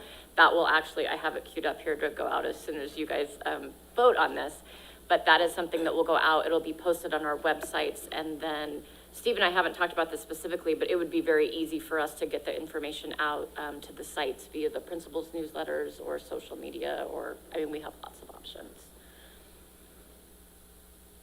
You know, thank you so much for that. I appreciate it. Next, I do want to thank Keith for coming out. I know it takes immense courage. As someone who has fought to be heard, I think it speaks volumes about what your passions are and what you care about. So thank you for all of your efforts. With respect to, I remember James mentioning kind of the reassurances, right, for strengths, and the part of that is the decision making and evaluating what those strengths are. I guess my question is, and I apologize if this wasn't clear for me, but I guess how are we defining those strengths? What does that include? In the sense that, like, the weighted considerations that we're placing on each element. Because I think in context, right, holistically, yes, we're looking at all these resources and information, but inherently we're putting some level of weight on each consideration. And so I guess wanting to have some, sorry, Dr. Mendeville distracted me. If there's any context with respect to that. Mrs. Hilgers, I want to, before I say. Hi, President Garcia, members of the board, Superintendent Mendeville. I would think in that resource evaluation rubric that they will be looking at that. I don't know if there are different weights for all those 6 different areas, from content, the comprehensiveness, the engagement strategies, the diversity, equity, inclusion, and the technology. I don't know if there are any weights associated with that, but I know that we go through this evaluation rubric when we're selecting resources. And those rubric items are through the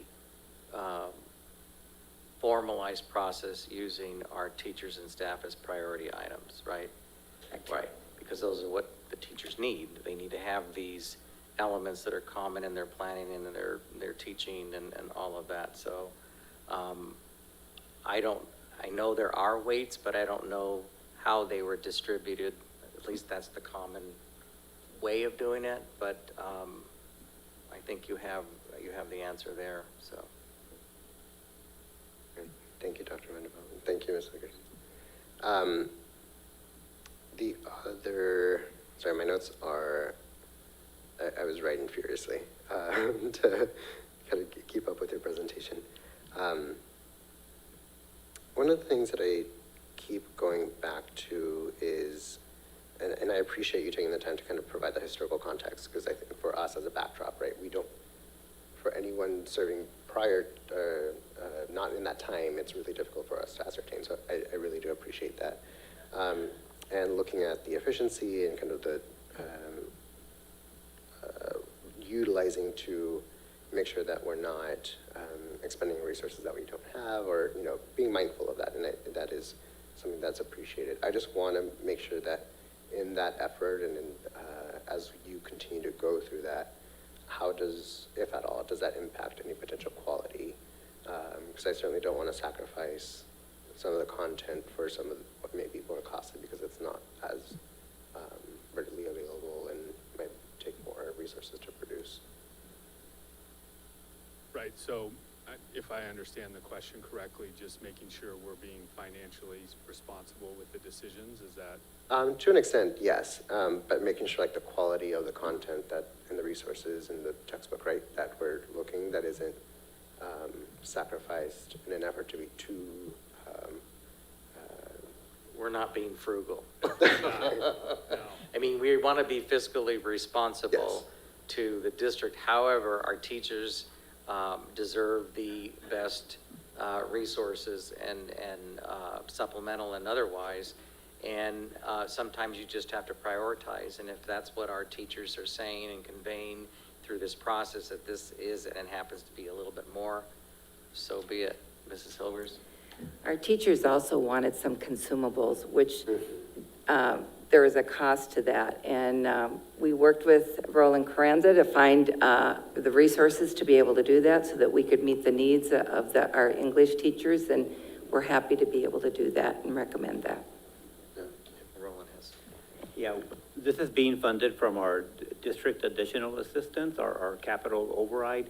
And all previous adoptions that we've had in our district, you know, we budget an amount that we estimate, but I can tell you that it's fluctuated. We do the adoptions based on the need for each different adoption, so each adoption doesn't look the same. So we met and we provided assurance to the committee that they need to come forward with their recommendation, and the funds are there. We've planned enough in our overrides to account for these variations. So. Yeah. Thank you all for that input.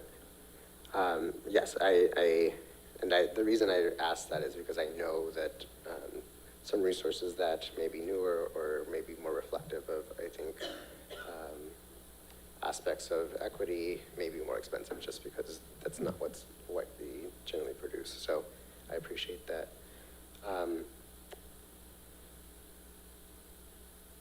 Has there been, I guess, outreach to, I know there's a student group in particular called Tempe Union Diversify Our Narrative, and they've been very active in terms of communicating to us what they believe our curriculum resources and everything should look like. I'm just curious if they've been kind of put into the fold or just, you know, some involved or engaged in some form or fashion, because I know, at least for us, that they've certainly done so. Yeah, President Garcia, I can't give you a definite that we reached out to that group directly.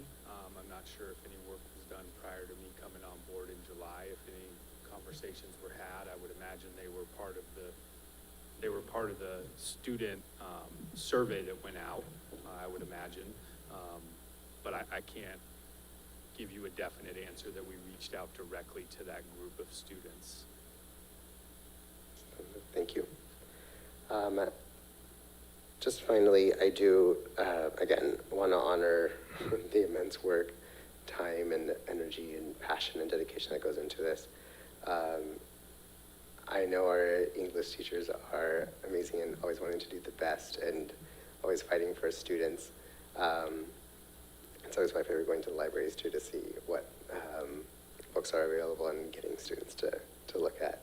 I think my last point is just to kind of encourage as much reflection of our entire student body as possible before adoption. And kind of one context for me that's particularly important, and I know this is particularly just my experience, but, and this is more in the historical sense, but, you know, the Department of War was created to extinguish Native people, and now we have a U.S. Secretary who runs the Department of Interior that is now modern, and that was designed to extinguish her ancestors, that she would even be there as a U.S. Secretary for the Interior. So I just want to be mindful that there are current, very real histories and literature and things that we certainly can reflect on and try to incorporate. And I appreciate Mr. Brazza's comment about the supplement, because that is truly important, but returning back to what is core rather than supplementary, I think demonstrates to our students who we are as a district, and try to reflect. And I know, as our students said, nothing's perfect, but anything that we strive to and try to achieve, I think is something worth our effort too. So thank you all. I certainly appreciate it. Member Hodge, I don't know if you have anything else to add. Just want to make sure. If you're still there. All right, board members, before we continue? No? All right, so noting on the agenda that this is specifically for informational, we will continue on to board policies. Thank you so much, Mr. Thurgo.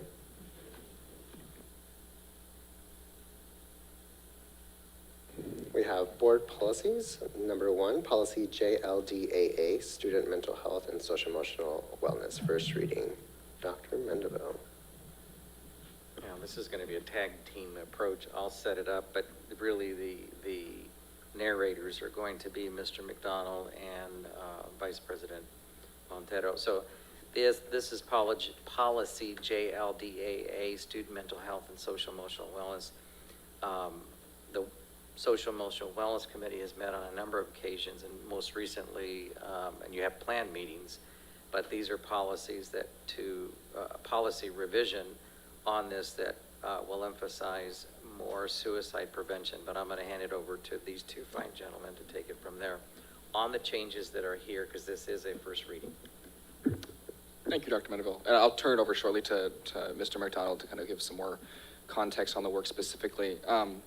And I do just want to thank, this is a continuous process, as we are the first district to do a policy like this. And so, this is something that we're going to continuously review and revise as best practices continue to come out. And so I want to thank Mr. McDonald, Mr. Denny, and the entire Social Emotional Committee for all of their hard work. I had approached them a couple of months ago to bring some of these changes forward, and they went through a process. This was a process of several months of meetings with the Social Emotional Wellness Committee to bring these recommendations forward. So this has been a very rigorous process in involving community stakeholders, students, staff, teachers, et cetera. And so, this is a very comprehensive update to what we're doing, and a lot of it being around kind of just a high level summary, specifically looking at our professional development, recognizing that we have that statutory requirement through the Mitch Warnock doc, but also recognizing through some of the feedback that we got through our staff to make that development tiered, so that they're not getting the same professional development year after year, and recognizing some of those basic requirements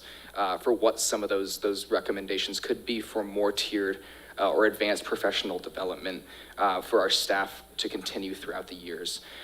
We also add some more language related to student suicide prevention curriculum in ways and topics and coping strategies and ways to develop that guidance for our students to be able to have those conversations within the classrooms and for our students. We add some more specifically to the community education portion, adding in the 988 National Suicide Crisis Lifeline, which just went live a few months ago. and also adding in the importance of the family and partnerships with making sure that they're involved in this process, aware of our policies and procedures and ways that they can engage their students at home as well.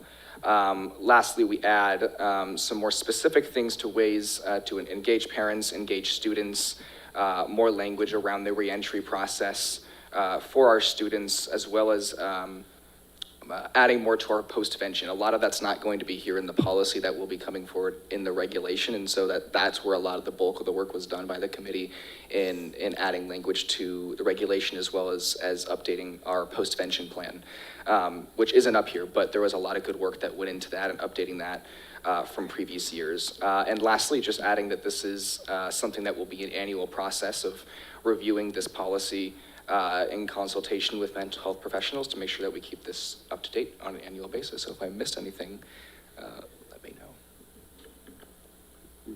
No, you did wonderfully. Make it easy on me. There is one piece that this is a continuation, and we have to look at the suicide prevention often. And just kudos to the committee and Mr. Denny's work on this situation, because we've been doing well, but in utilizing this policy, we also realize that some of this, if it's in the policy and not the regulations, the users are not going to see it. And so you'll notice that some things are struck out, but most of that went into the regulation in order for our stakeholders to be, the users of this regulation, to be able to follow the steps and ensure that we're living this policy to the nth degree. So postvention will continue. There will be a lot more coming up. We'll review this annually. This is a suicide prevention, but there will be other parts of social emotional wellness that we'll have to cover as we continue in the community. Thank you. And that is one piece that I missed. I did want to highlight that we are changing the title of the policy specific to suicide prevention. That was one of the recommendations that came from the committee. And having this be more suicide prevention focused, but also recognizing that work in the future and other policy work specific to when we're talking specifically around mental health awareness, reducing the stigma around mental health, that's all going to be separate work. So thank you all so much. All right, thank you so much, Vice President Montero, Mr. McDonald, and everyone that has been part of this work and effort, also very extensive. Board members, I know this is a first read. The second read will happen at the next meeting, but just wanted to see if anyone had any thoughts, comments. Mr. Braza. Appreciate the work of the committee. This is very useful and very necessary, so I just wanted to say that. And recommendation just moving forward to put more acknowledgement into the disciplinary aspect. Usually suicide, issues at home and in class, absences are all part of the same, spectrum of concern. And yeah, the aspect of, like how we approach it, maybe that comes more at the regulation, but if we could get some more acknowledgement in terms of disciplinary factors and the effect of that on suicide rates, because I know myself always being disciplined. In fact, every year of my high school experience, I've been suspended for fighting, and it really came on with a lot of other factors that just weren't addressed and were just overshadowed. So if we can look at that in terms of also how we can approach re-entry, intervention and referral, and what happens postvention, down the road, just for consideration in that aspect. It mean a lot to me as a student that really struggled with disciplinary aspects. Mr. Barraza, thank you for bringing that up. And what you're going to see next in the model school safety update is that a lot of this is overlapping. And so we're going to discuss how that discipline can impact and what we're going to do to help support that in a safe school setting. Thank you, I appreciate that. Thank you, Mr. Barraza. Any other board member? Member Hodge? If you're there? Or not?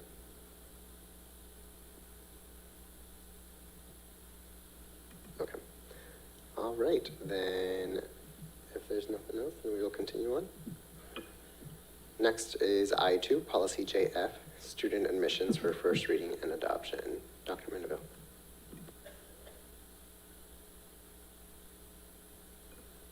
Thank you, President Garcia, Vice President Montero, members of the board executive team. JF, we bring this forward because it's a legislative recommendation through ASBA, but through Senate Bill 1361. And if you've got it up there, good. It references a certificate of educational convenience applications.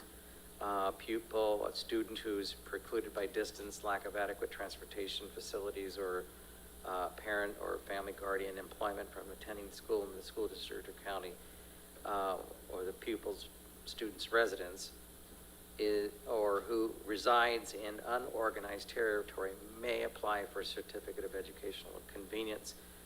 I think this is another step or formality because we are open enrolled district. I gave as an example to all of you that a student who might be in northern Arizona, maybe in Navajo County or somewhere a little bit more away from any of the school districts around them could have their education through Tempe Union in our Tempe Union online program. So while this is a formality through ASBA, we already have that conduit for someone who may not live in our boundaries to attend our district in that manner.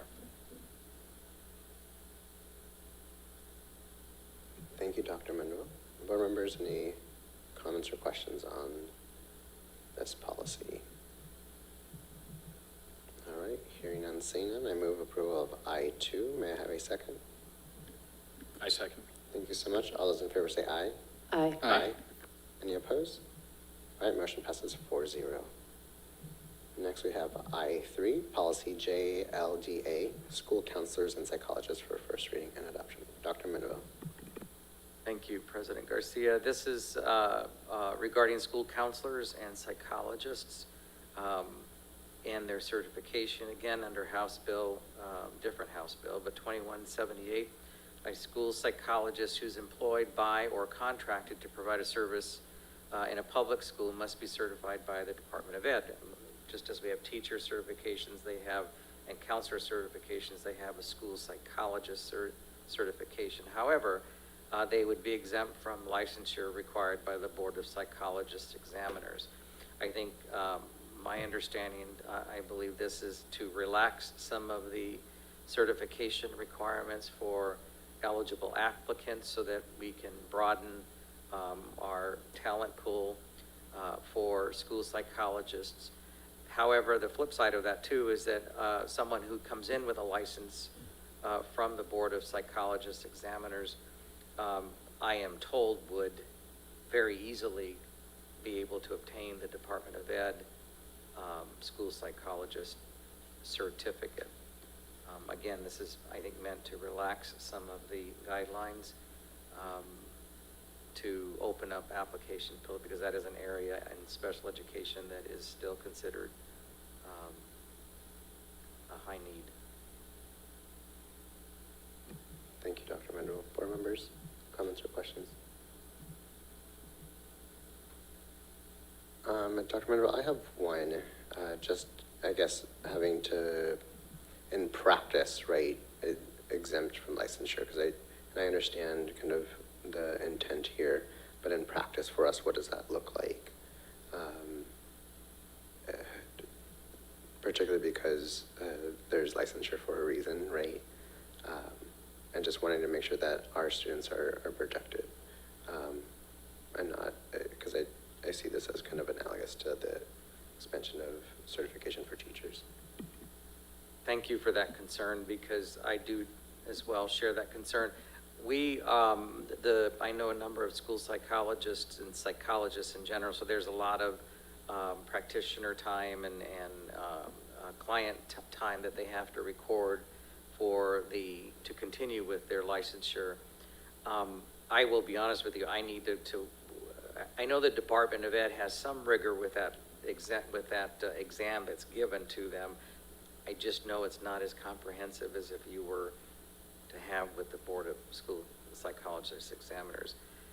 I do understand that they've targeted and earmarked more of the content around what they do in schools, so they've narrowed that scope, I think, to help school districts in general.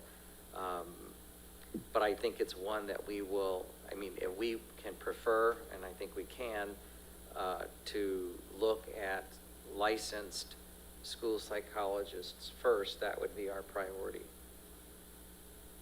Yeah, thank you so much, Dr. Rendell. Okay. And I know that this is statute-based, so, but it will take a moment to reconnect Member Hodge.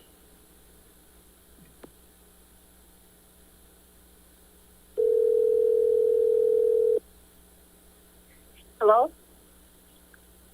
Hi, Member Hodge. Can you hear us? Okay. Yes, I can hear you. I'm back now. Thank you. Awesome. Welcome back. All right, Member Hodge, right now we're on Board Policies I3 for Policy JLDA for school counselors and psychologists for first reading and adoption. Is there anything that you would like to comment on or ask questions about? Me, no. Thank you. Great, thank you so much. At this time, I move approval of I3. May I have a second, please? I'll second. Thank you so much. All those in favor say aye. Aye. Aye. Aye. Aye. Any opposed? Motion passes 5-0. Next, we have I4, Policy KI, Visitors to Schools for first reading and adoption. Dr. Mendenville. Thank you, President Garcia. This is also as a result of a House bill this past spring, House Bill 2025, requiring governing boards to adopt policies to allow visitors, tours, and observations. Tempe Union has a process for each of the school. This is going to be a little bit more uniform.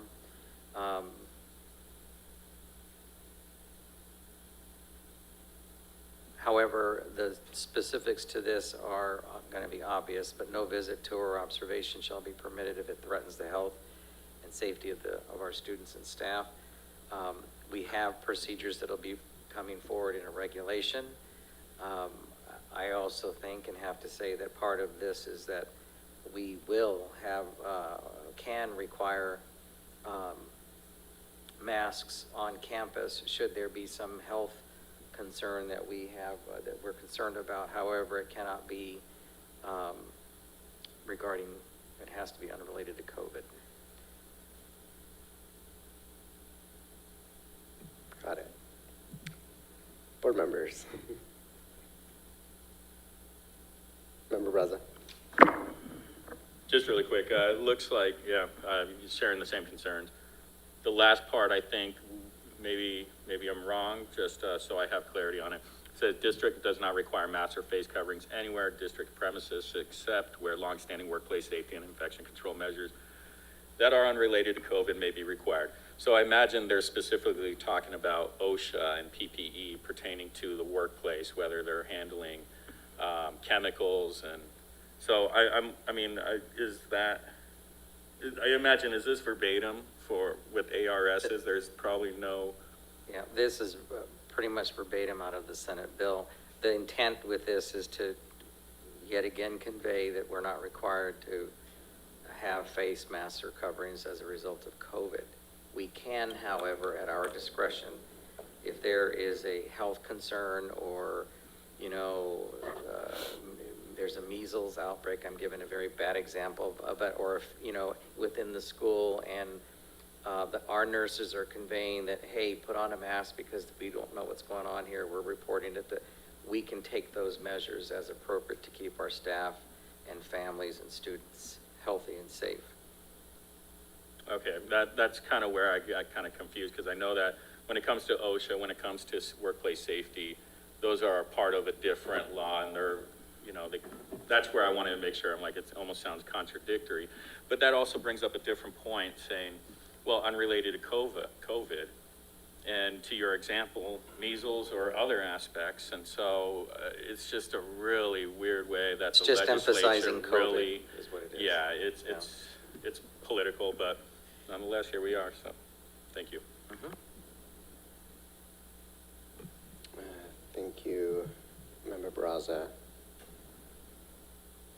Board members, any other comments or questions?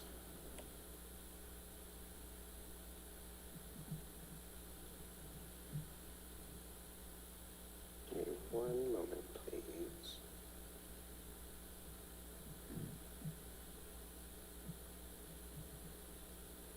I was, for context, what I'm doing, I was cross-referencing the statute. And that statute, to remember Roz's point, 15-184 is specifically only to the visitor to schools. The COVID part is coming from an attorney general opinion, which I digress, but just wanted to take a moment to cross-reference that. All right, anything else, board members? All right, at this time I move approval. May I have a second, please? I second. Thank you so much. All those in favor say aye. Aye. Aye. Any opposed? Aye. Thank you, Member Raj. Motion passes 5-0. Next, we have Business Services J1 ratification of sole source purchase for a variable frequency drive. Dr. Mendenville. Thank you, President Garcia. This is a ratification for the purchase of a variable frequency drive from McQuaid Chiller form of the McQuaid Chiller at Marcos Deniza. It's a brand new one, right, Sean? So now they have 3 functioning ones. So it's already there, I'm understanding. It's in, and it's there, and the temporary is out, so it's up and running.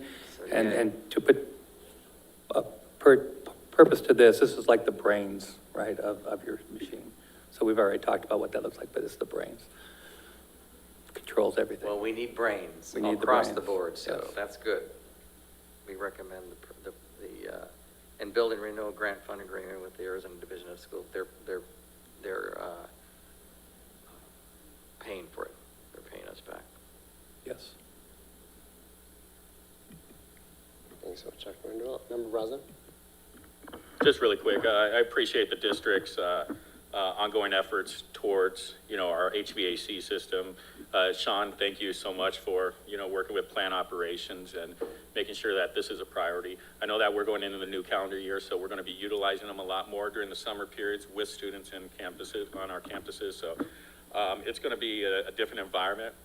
And so I appreciate the extra emphasis on making sure that not only our functioning chillers, but our backup systems are operating, and we're looking at preventative maintenance. It's going to save the district a lot of taxpayer money, and it's going to be able to put it more into other areas. And that's just an area that people I don't really see when I think they see when they hear the day-to-day work that you all do.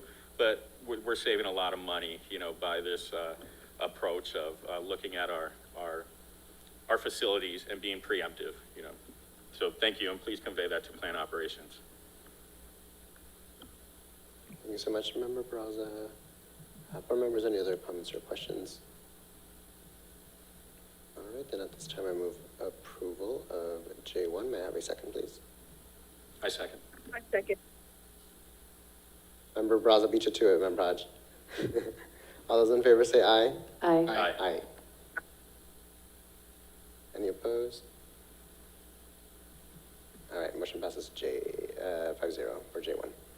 Next we have J2, approval of the participation agreement between Valley of the Sun YMCA and Tempe Union High School District number 213. Dr. Mendenville.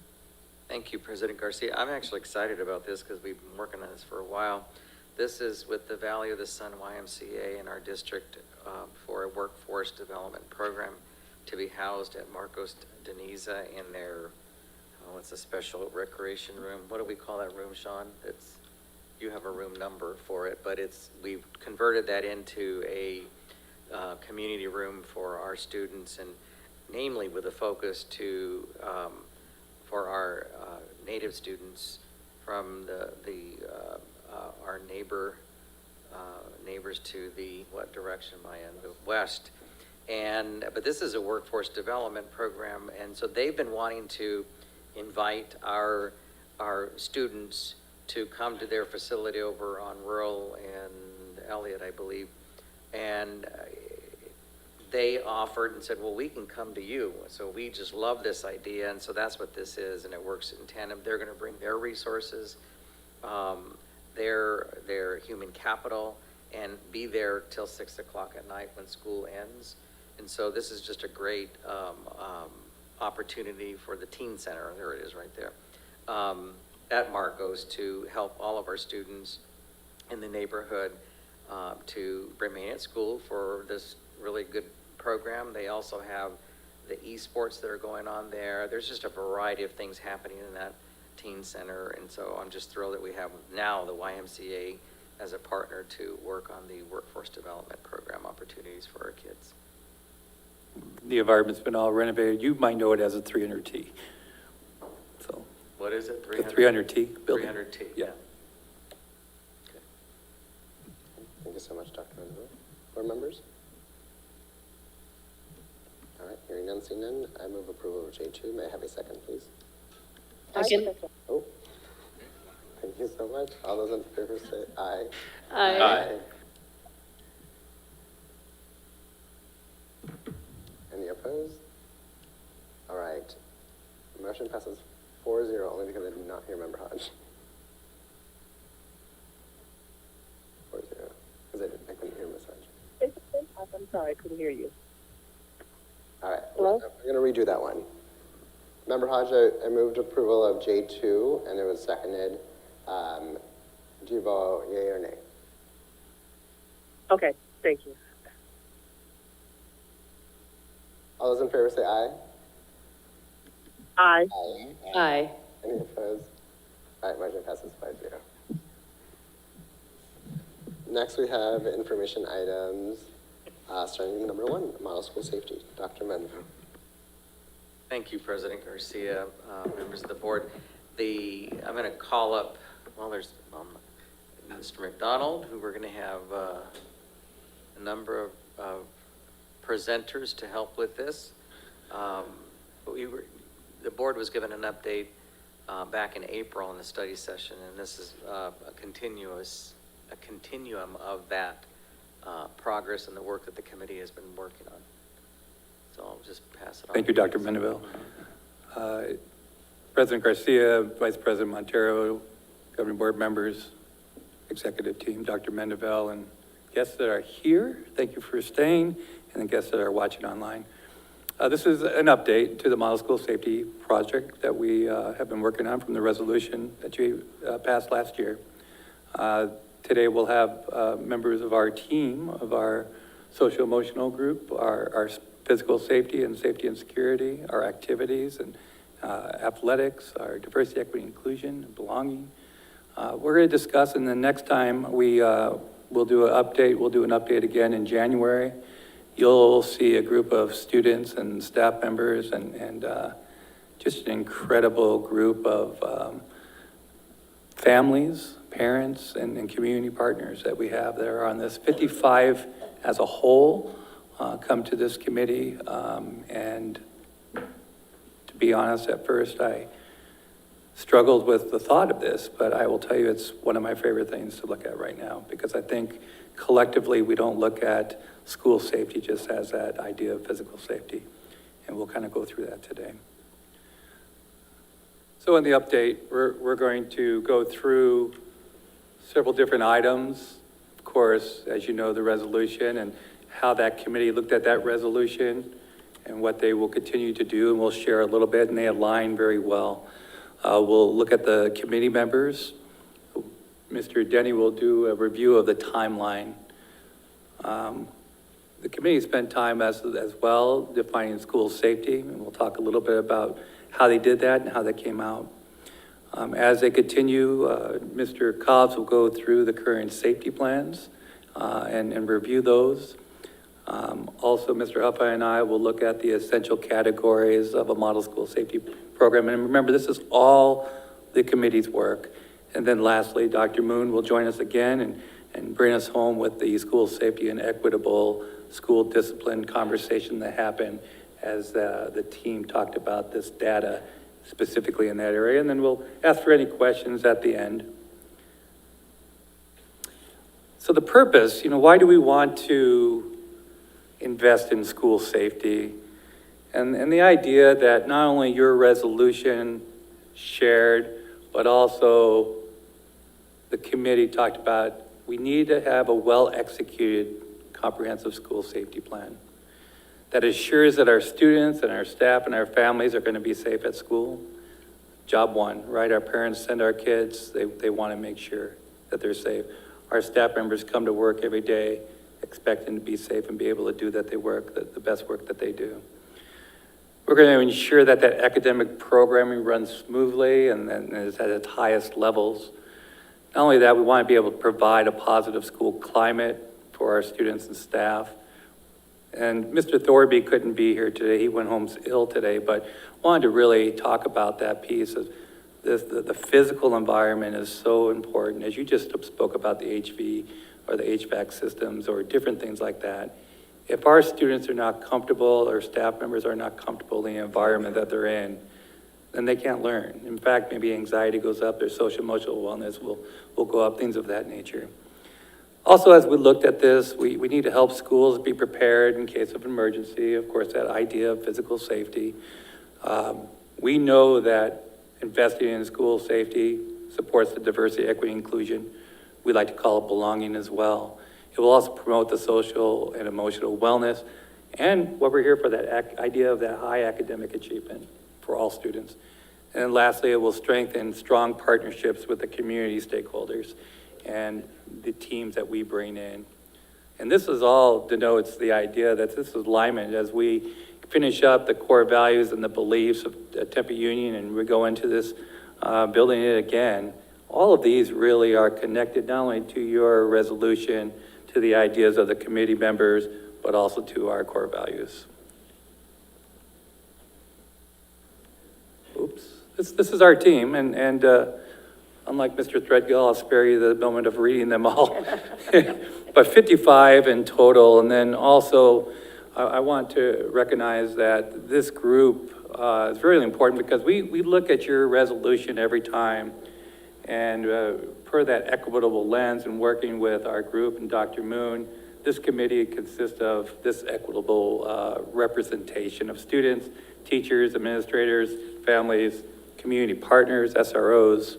And not only that, when we look at this, we're also having focus groups, so we need more students and we may need more families to communicate or to any one of those groups. And so as we go through, not only are we doing focus groups, but one of those people, such as our students, say, Hudson might come and he'd be at the focus group, but then he'll report out to this larger committee as well.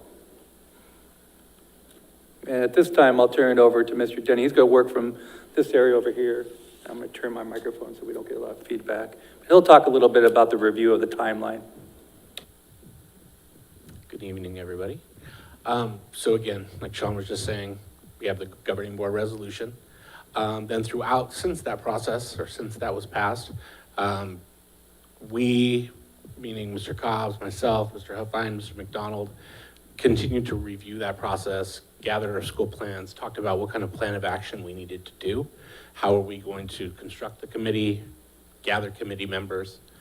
Then last year in March, at SAC, the Superintendent Student Advisory Council, there was conversations about this related to this model safety plan, and out of that came student feedback and input, which talked about relationships, the mental and social emotional health, and then the safety process, and a lot of good information came through that. Then in the spring, we were invited to Ms. Danskin's criminal justice class at Desert Vista. Myself, Dr. Moon, Mr. Cobbs, Sean, and I went in and got a lot of student feedback. I think it was 2 classes, input on what they feel, what safety is to them. And that was very eye-opening on what they see the needs were. Then in April, we sent out invitations for participation on this committee. Then Sean gave his update back in April. And then we have had monthly meetings starting in September and just had one last Thursday. We have one scheduled for December 1st, another one on December 15th. And during the October meeting, we reviewed the Arizona Youth Survey results and the Youth Risk Behavior Surveillance System Survey, which is done by the CDC. I think the last one was 2019. So we reviewed that. And then the plan for the future, obviously, we're here tonight to give you a status update, and plan one of those in January, March, and then in May or June of next year. And then the goal being that what we bring to the board, we will be able to implement for next school year. Thank you, Mr. Denny.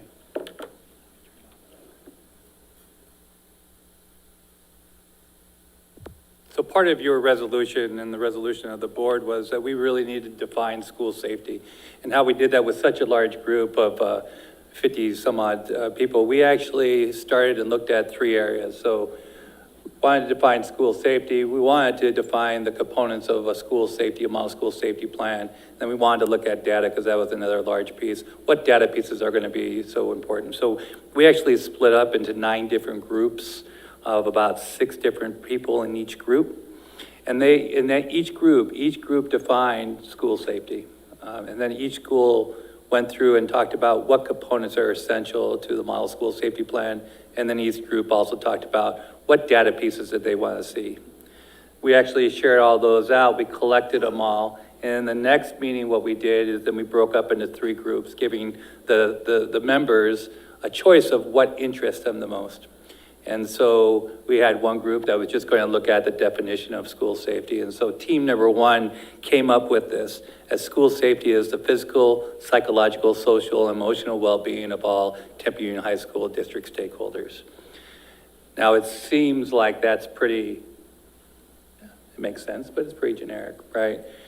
What was interesting about it, as we dig down and drill down to the tougher conversations we're starting to have now, we believe that this definition will continue to evolve.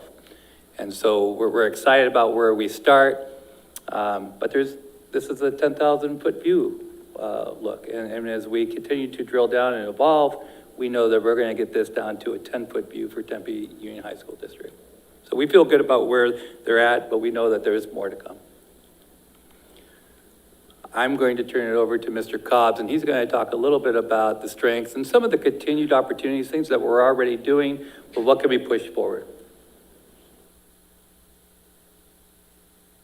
Thank you, Mr. McDonald.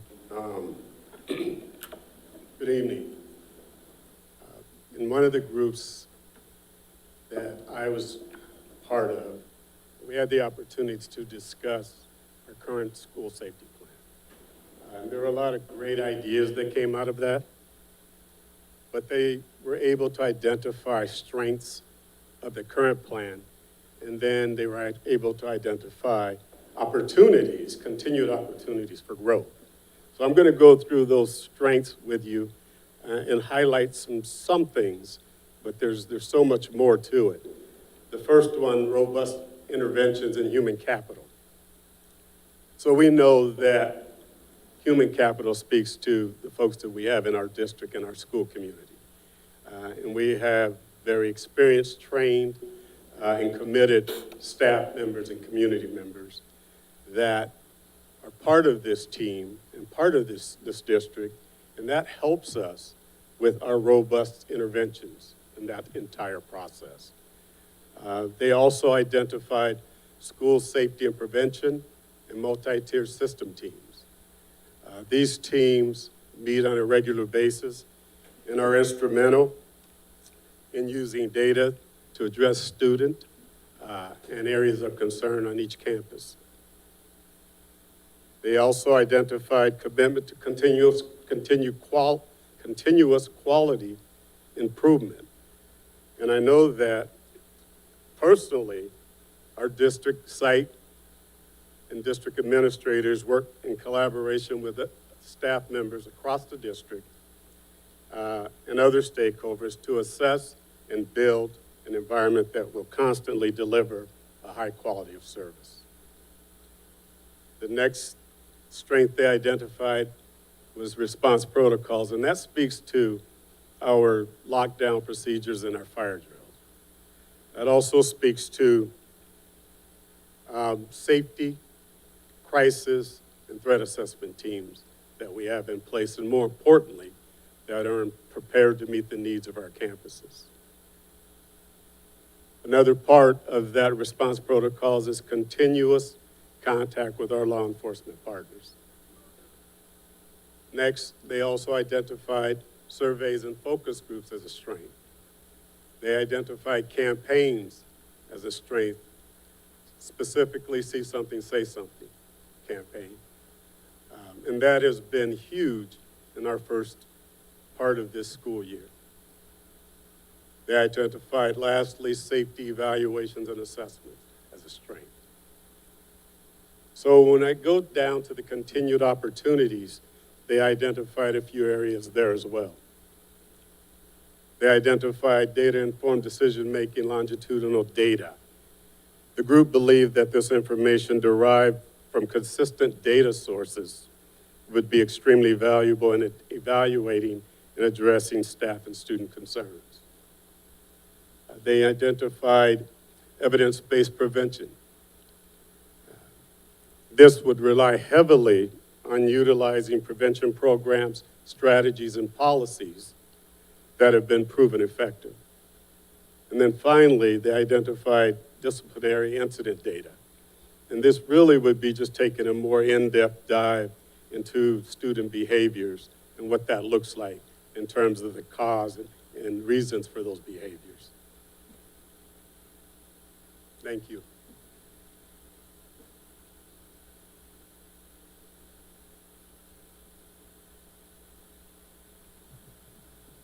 Good evening, President Garcia, governing board members, executive team. I'm David Huffine, District Athletic Director and over activities. Mr. McDonald just mentioned real quickly about how the committee looked at from a 10,000-foot view, what would be the best approach to create a safety plan and identified 3 categories, and it was supported by the determinants. But how is that going to translate on the ground level with our site and our high schools?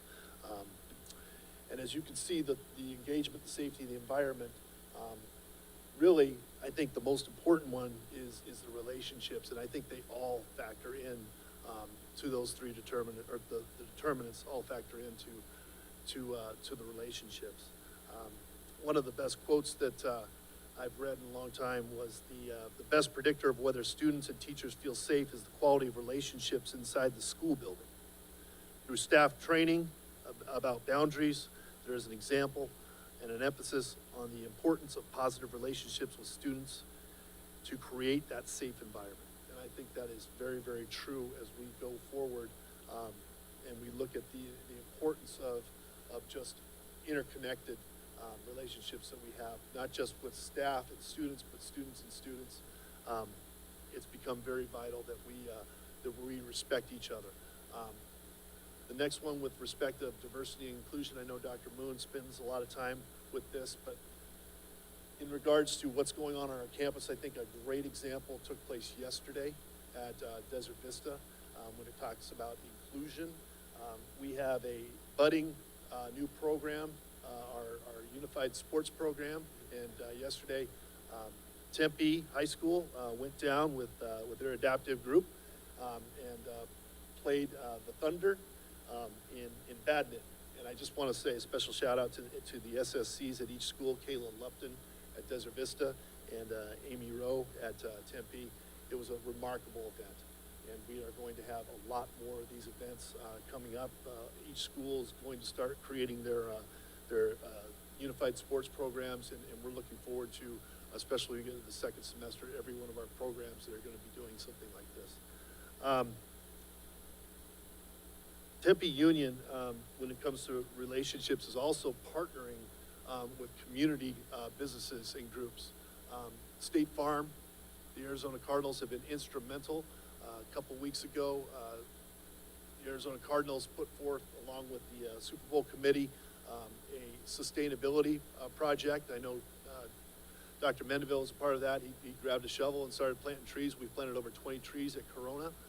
It was a great day for our district and sustainability, which each one of our campuses do have. In terms of community participation, we're also looking forward to the Arizona Cardinals and State Farm. Last year, they provided over 500 meals to our families in need last year around the holidays. They're going to do it again. I spoke with Adam Richmond with the Arizona Cardinals, and he's looking forward to doing the exact same thing. So we're going to hand out 500 more meals to our families of need when it comes to that holiday spirit. Also looking for the safety aspect, the social and emotional safety aspect. One of the things that we are working on, I know with Mr. Denny, when it comes to the social and emotional, it's about students and about having a feeling of belonging and about being part of something that's bigger than themselves. And I think one of the things that, if you look at one of our campuses, you know, Principal Arroyo is here. She put together the Charger Way, which I think is focusing on positive behaviors and not so much the negative behaviors that you see throughout campuses, but really focusing on what we can do to emphasize that important piece of acknowledging when kids are doing things right. And the Charger Way is an example of that. That allows for kids to have that physical safety, the feeling of belonging, and I think it's been a very successful program in driving down our numbers of discipline. But when we do have issues with discipline, specifically with substance abuse, we've been very fortunate with educational life skills modules that we've been implementing. That is not just going to go and try and punish behavior, but look for ways to change behavior through interactive cognitive understanding of each student, working very closely with staff members, specifically the behavior interventionists at each one of our campuses that we now have. It's been instrumental at making sure that those behaviors are not reoccurring. And that in and of itself is going to provide safety and a more positive environment. So I know we're going to speak more about the dignified with Dr. Moon. The last part, the restorative disciplinary environment. Restorative practices that we put in place with those educational life skills modules and just the overall environment that we are trying to change has been instrumental in creating a much more safe environment. So the committee looked at that, and I applaud them for their thank you. Thank you, Mr. Huppine. I think, unfortunately, as I saw, Mr. Thorby could not be here today, but he also wanted to emphasize this idea that that physical environment, again, being so important of how do we make sure that we keep a safe, clean environment to the utmost degree. As we continue to work through these components or categories with the team, there could be more categories to come, of course, more determinants, breaking down these components, again, to what are the relationships, right? What is the team? What are we doing? What are the responsibilities of each individual in this SAFE program? And so we're looking forward to 2 big meetings in December that are going to break down a lot of these pieces. So, but that's where they're at right now. I think, again, to Mr. Uppine's point, some amazing work in the communication that has occurred already.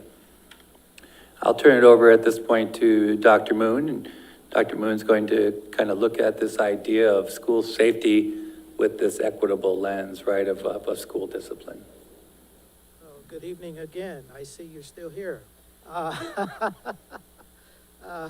Board President Garcia, board members, Dr. Mandeville, and executive team. So I had the opportunity to sit in with team number 3, who was focusing on school safety and equitable school discipline. And we have we did have robust conversations in that particular group of citizens. And we have 2 or 3 individuals who are really focused on research and bringing research to the discussion around school safety and equitable school discipline. And so this particular research comes from Kids Data.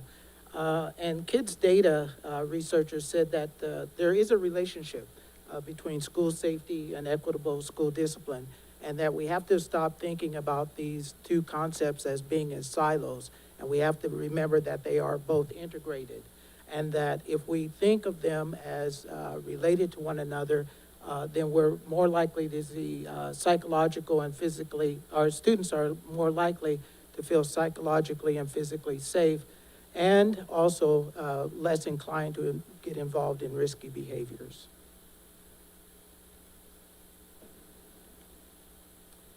And then from Caring and Safe Schools in Ontario, when we first met with you, I believe Sean shared with you that we were going to be taking a look also at data from other countries. And so in Ontario, their research said that what they found was that behaviors that sometimes are determined to be inappropriate need to be taken into the context when we are applying disciplinary actions. And then Boston College, Lynch School of Education said that respect for individual students and teachers, a safe and orderly environment, which is a part of the 7 correlates, Larry Lazat, and constructive interactions among our administrators, our teachers, our parents, and our students all contribute to a positive school climate and are associated with higher student achievement. And I think sometimes when we get into the discussion around discipline and around safety, we forget that we need to also include a discussion around academic achievement. And I just think that sometimes that gets lost in the weeds. So the team said, well, what are the circumstances that we need to be considering as a team? And here they are. They said, number one, students receiving any type of disciplinary action, we need to be taking a look at it.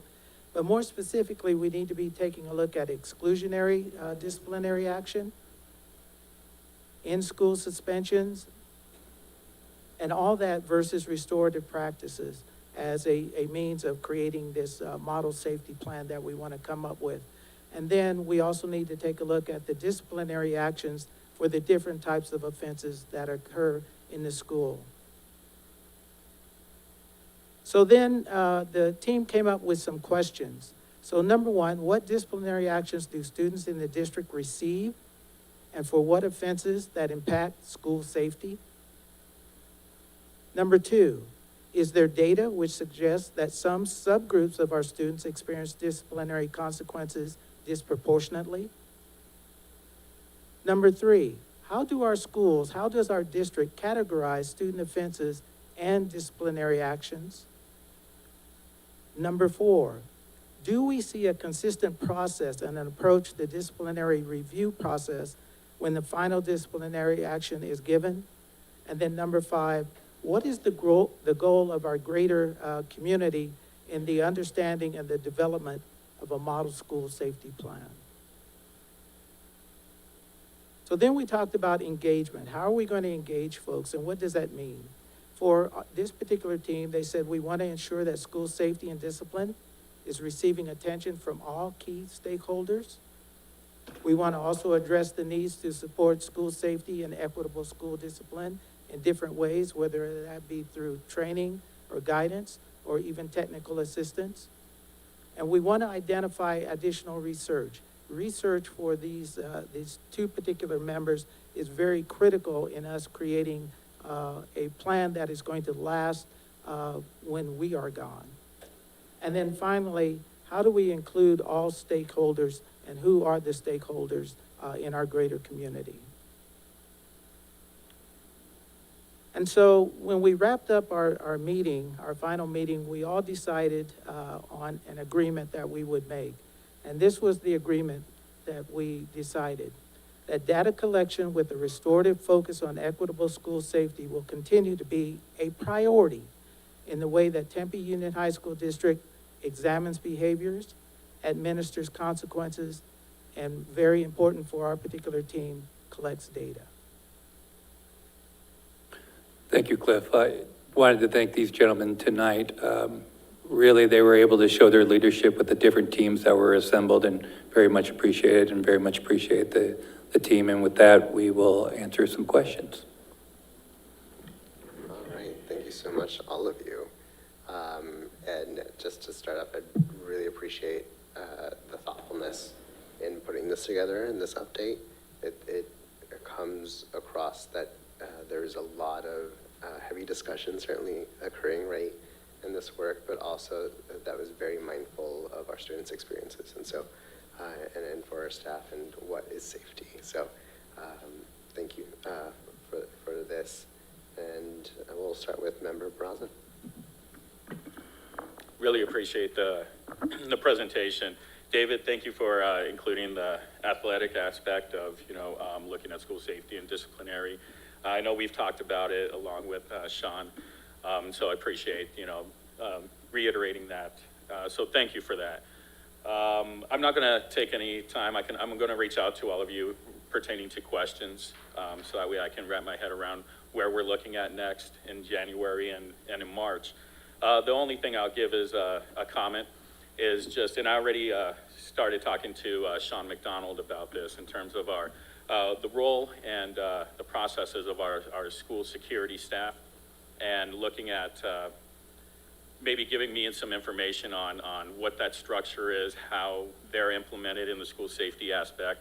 One of the things that I've noticed is when I go to campuses, with my firefighting background, I always look at the structure of things. And so when, as a firefighter, I understood what my position was, what I'm responsible for, and who I communicate to. So when I go on campuses, every once in a while, I'll just like throw a question to a teacher or a staff member. And one of them I throw to security is just, who do you report to?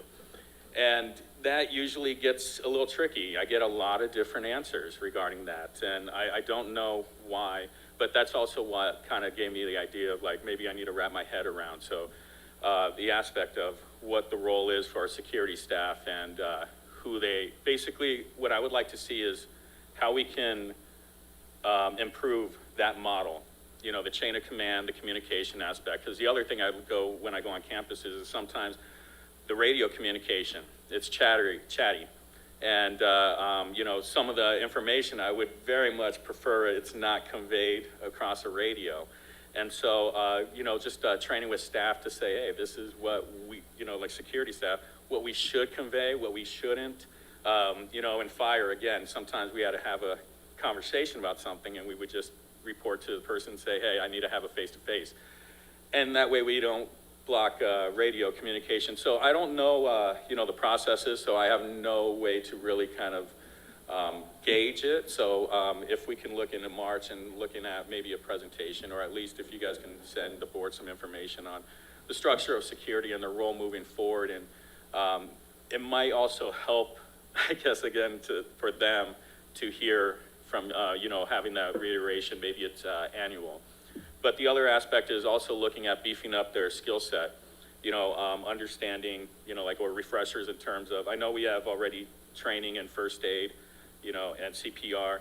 I don't know what we have in terms of training for them. So if we can beef up that aspect, I think it'd be really invaluable to our district. And the other question, again, I ask them, where are your AEDs, your artificial defibrillators?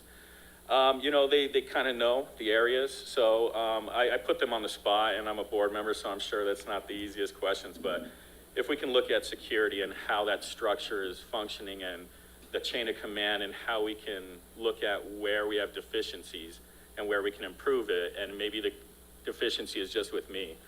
But those are just observations that I've known of, as a school board member. So if we can have a presentation on that sometime in March, or at least before we give the final approval, it would help for me to understand what their role is during campus events, during on school and after school, and what they're responsible for. Because it does seem like maybe the new people are more confused with that than the more veteran people. That's all. Mr. Braza, I know that you and Mr. Cobbs and I will meet.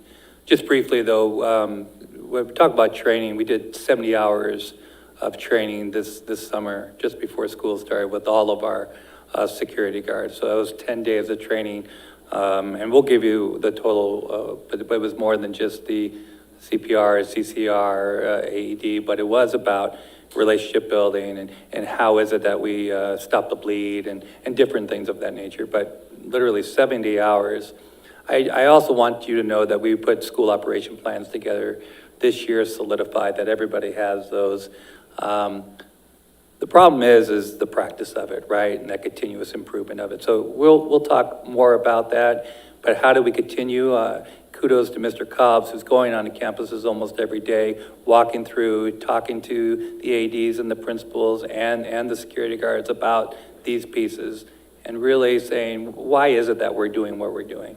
And it's all about school safety. So we'll meet with you probably just after Thanksgiving, and then we'll be happy to give a report about an overall report probably about school safety and the hierarchy of security as well.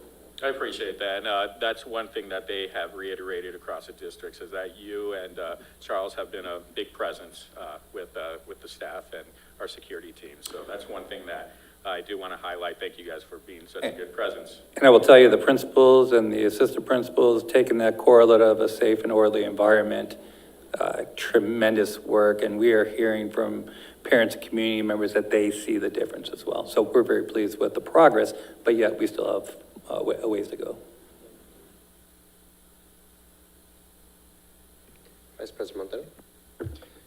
I do have some questions, but for the sake of time, I'll follow up with you separately. I just did really want to take a moment to thank you for really taking this idea and running with it, because I think this is some really amazing work and really seeing the amount of people that you've engaged with the committee to really bring in those diverse perspectives and get to this definition of school safety, and the time that you spent just to get that, and the time you're spending on each of the different aspects of what school safety is, I think is amazing. I think just our students and staff being able to recognize and see that we're having these conversations is huge.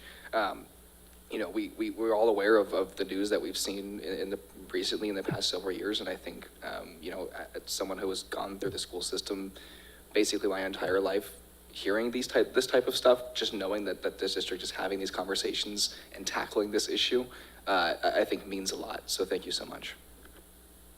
Thank you. Thank you, Vice President Montero. Member James? Thank you. Yeah, thanks so much for all of this. Very quickly, it was slide 17 when you were talking about the impact, identifying the data, right? And what are the conversations around getting all that data coded appropriately and put into the data dashboard, and who would have access to that? Yes. The committee actually identified 19 different data points. Yeah, 10 of those being more about school safety, 9 of those being about student discipline, where we're going to look at how are we going to house these things. So we're going to continue to have those conversations, and then we'll do an annual report. There are some things that are just by the ADE that we have to report out. And those are all the ones that have an asterisk in the student handbook. So if you're interested in looking, we don't have much choice about having to report those, but we do have choice about how we're going to do the restorative practices with the discipline and the level of that, and how we're going to do that. So we're doing that. We're working with the APs. We have a little pilot going on right now.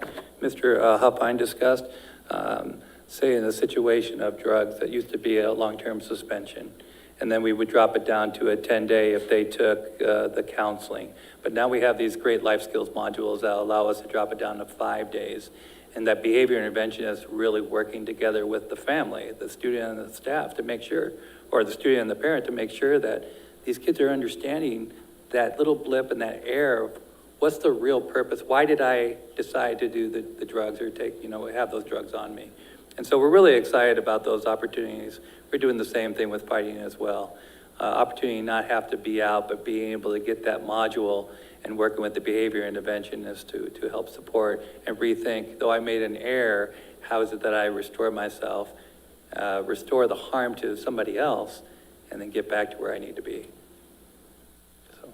And then, I guess, because we've had conversations about, ADE pulls from Synergy. We don't have, yes. Right?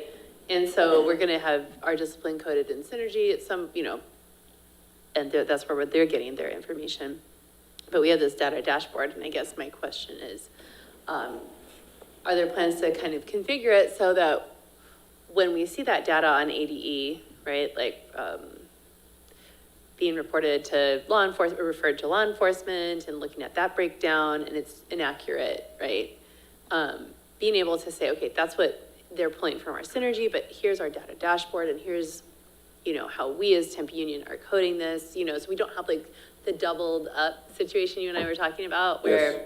There are 2 kids and it's double reported, right, in an incident.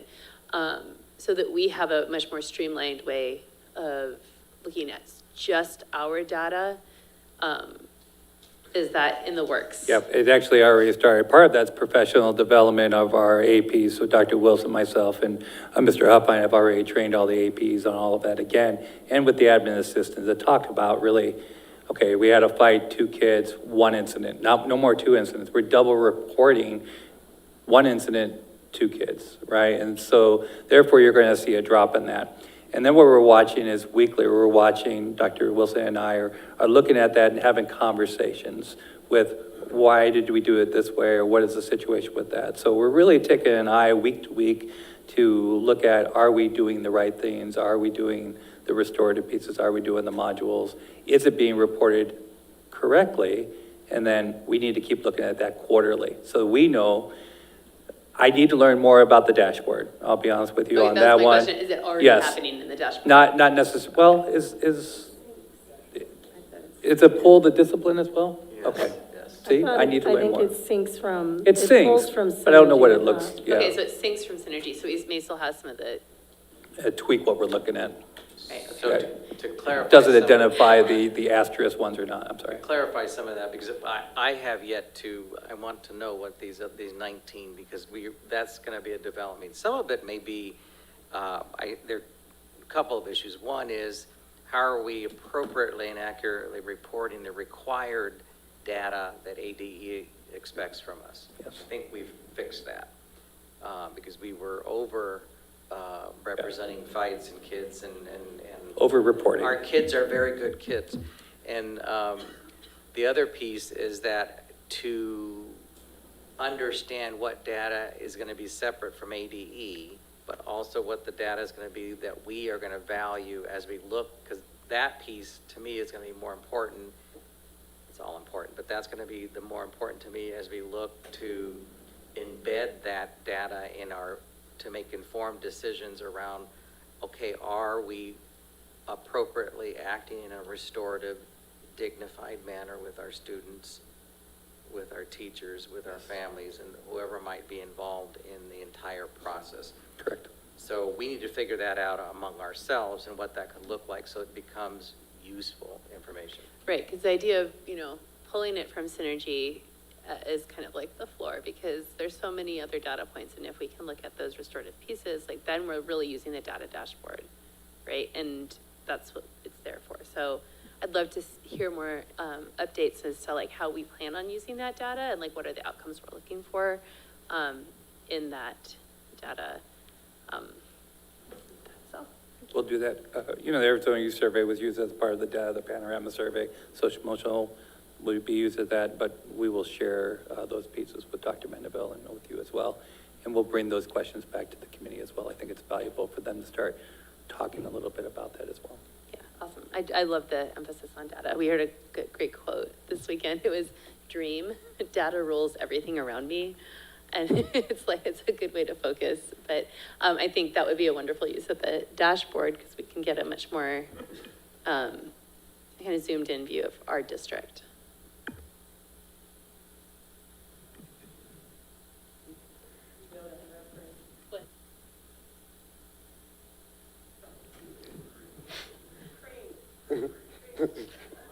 What's cream?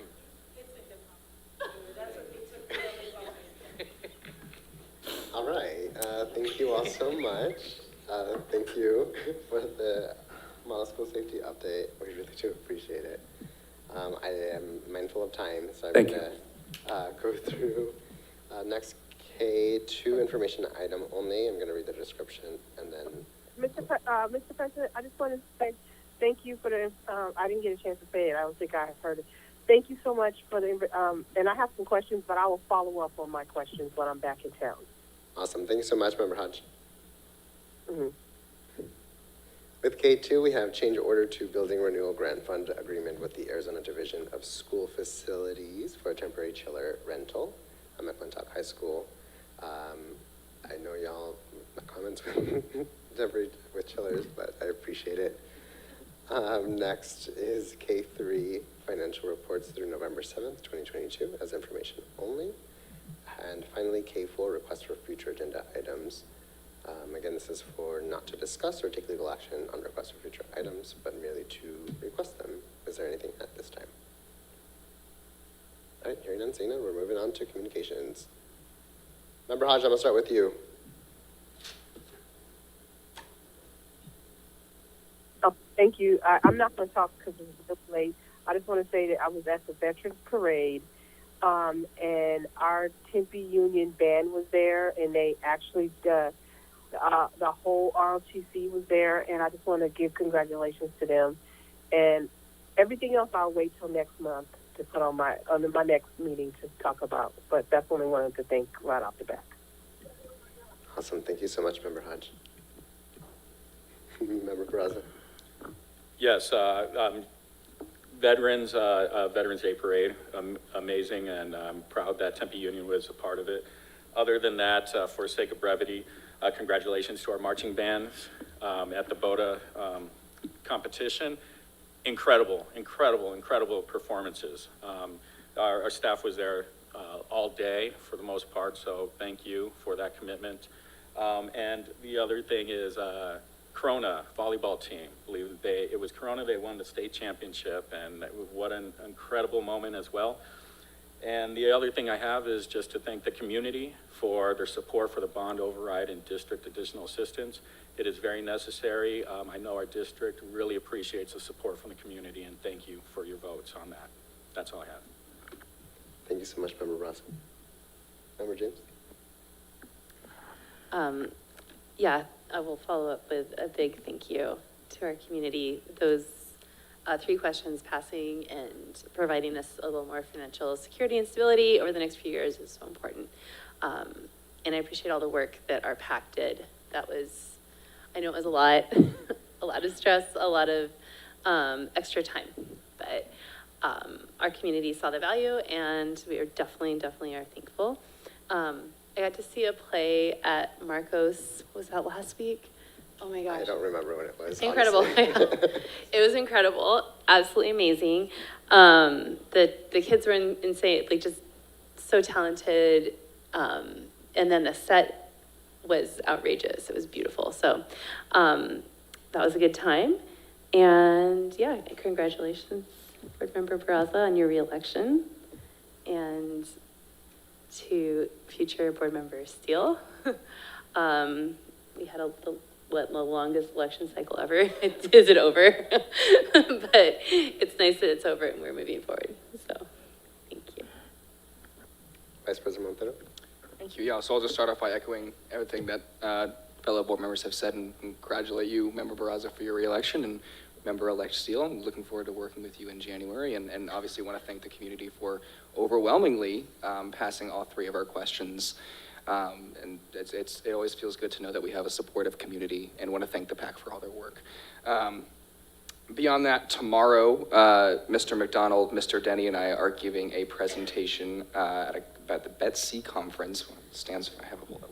Behavioral Education Technology Conference at the Desert Willow Conference Center on our mental health policy and initiative that we've taken since last year. So I'm glad that we have a lot of interest in the work that we've done in Tempe Union to be able to share that with administrators, teachers, families from across the country. So looking forward to that. And lastly, want to recognize our gifts and donations.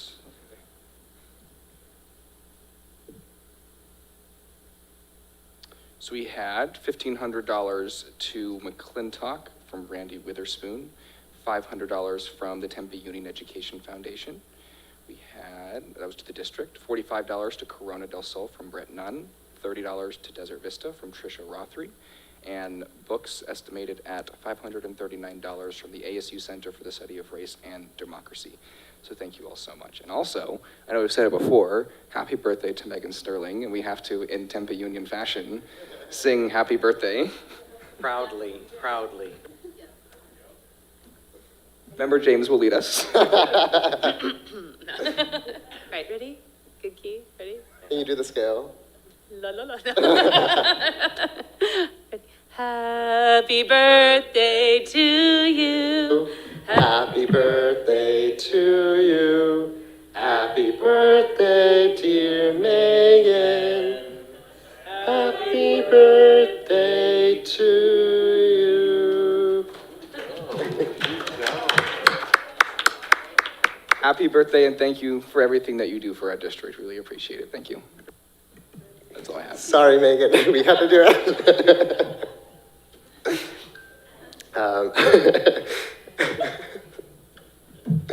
Thank you, Megan. We appreciate you. And please don't leave. Hold. Yes, happy election season is over. Yay.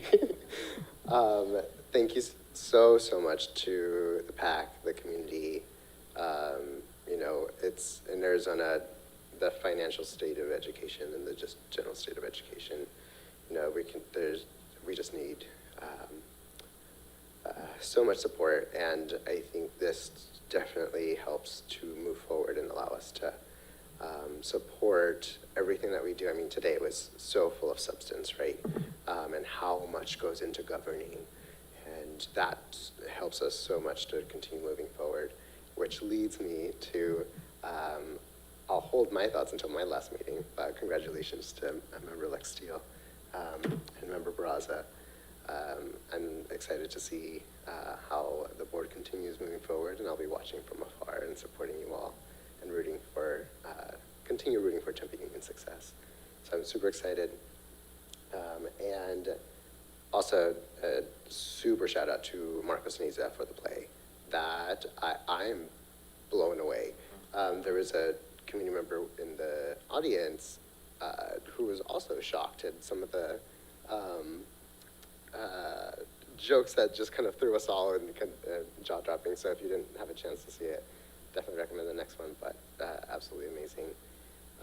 Really quick, happy Native American Heritage Month, Trans Awareness Week, and looking forward to finding ways to continue to support all of our students and our families. Dr. Mendenhall, I feel like I'm missing something, but it's 10:08 p.m., so. I'm going to be real quick. I'm going to echo much of what our board members have shared, but congratulations publicly to Amanda Steele, member-elect, and then with an incumbent, Mr. Barraza. We're both going to be on the board. Looking forward to that opportunity. But I also want to publicly say my great appreciation to our community, our families, our business partners, everybody who was involved in making it known of how valuable what we do in education in Tempe Union High School District, because it was overwhelming majority that we were in favor for all 3 ballot questions. And so the PAC did a lot of work. My hat goes off to all of you who were involved with that process. Many of you know me, I have been worried sick about this for months. And so the fact that it has passed allows us to continue the good work that we intend on doing on behalf of our students and our families. So publicly, thank you, our community, our Tempe, our Guadalupe, our Ahwatukee, our Chandler communities, all of our folks, because we cover a broad area, and just thank you. Thank you to Tempe Union. Our community is wonderful. Yeah, thank you so much, Dr. Mendenhall. All right. Having said that, I know that there's no opposition to this. So next regular meeting is December 14th. This time I move to adjourn. May I have a second? I'll second. Thank you so much. All those in favor say aye. Aye. Aye. Any opposed? Motion passes 4-0. Thank you. Have a good night.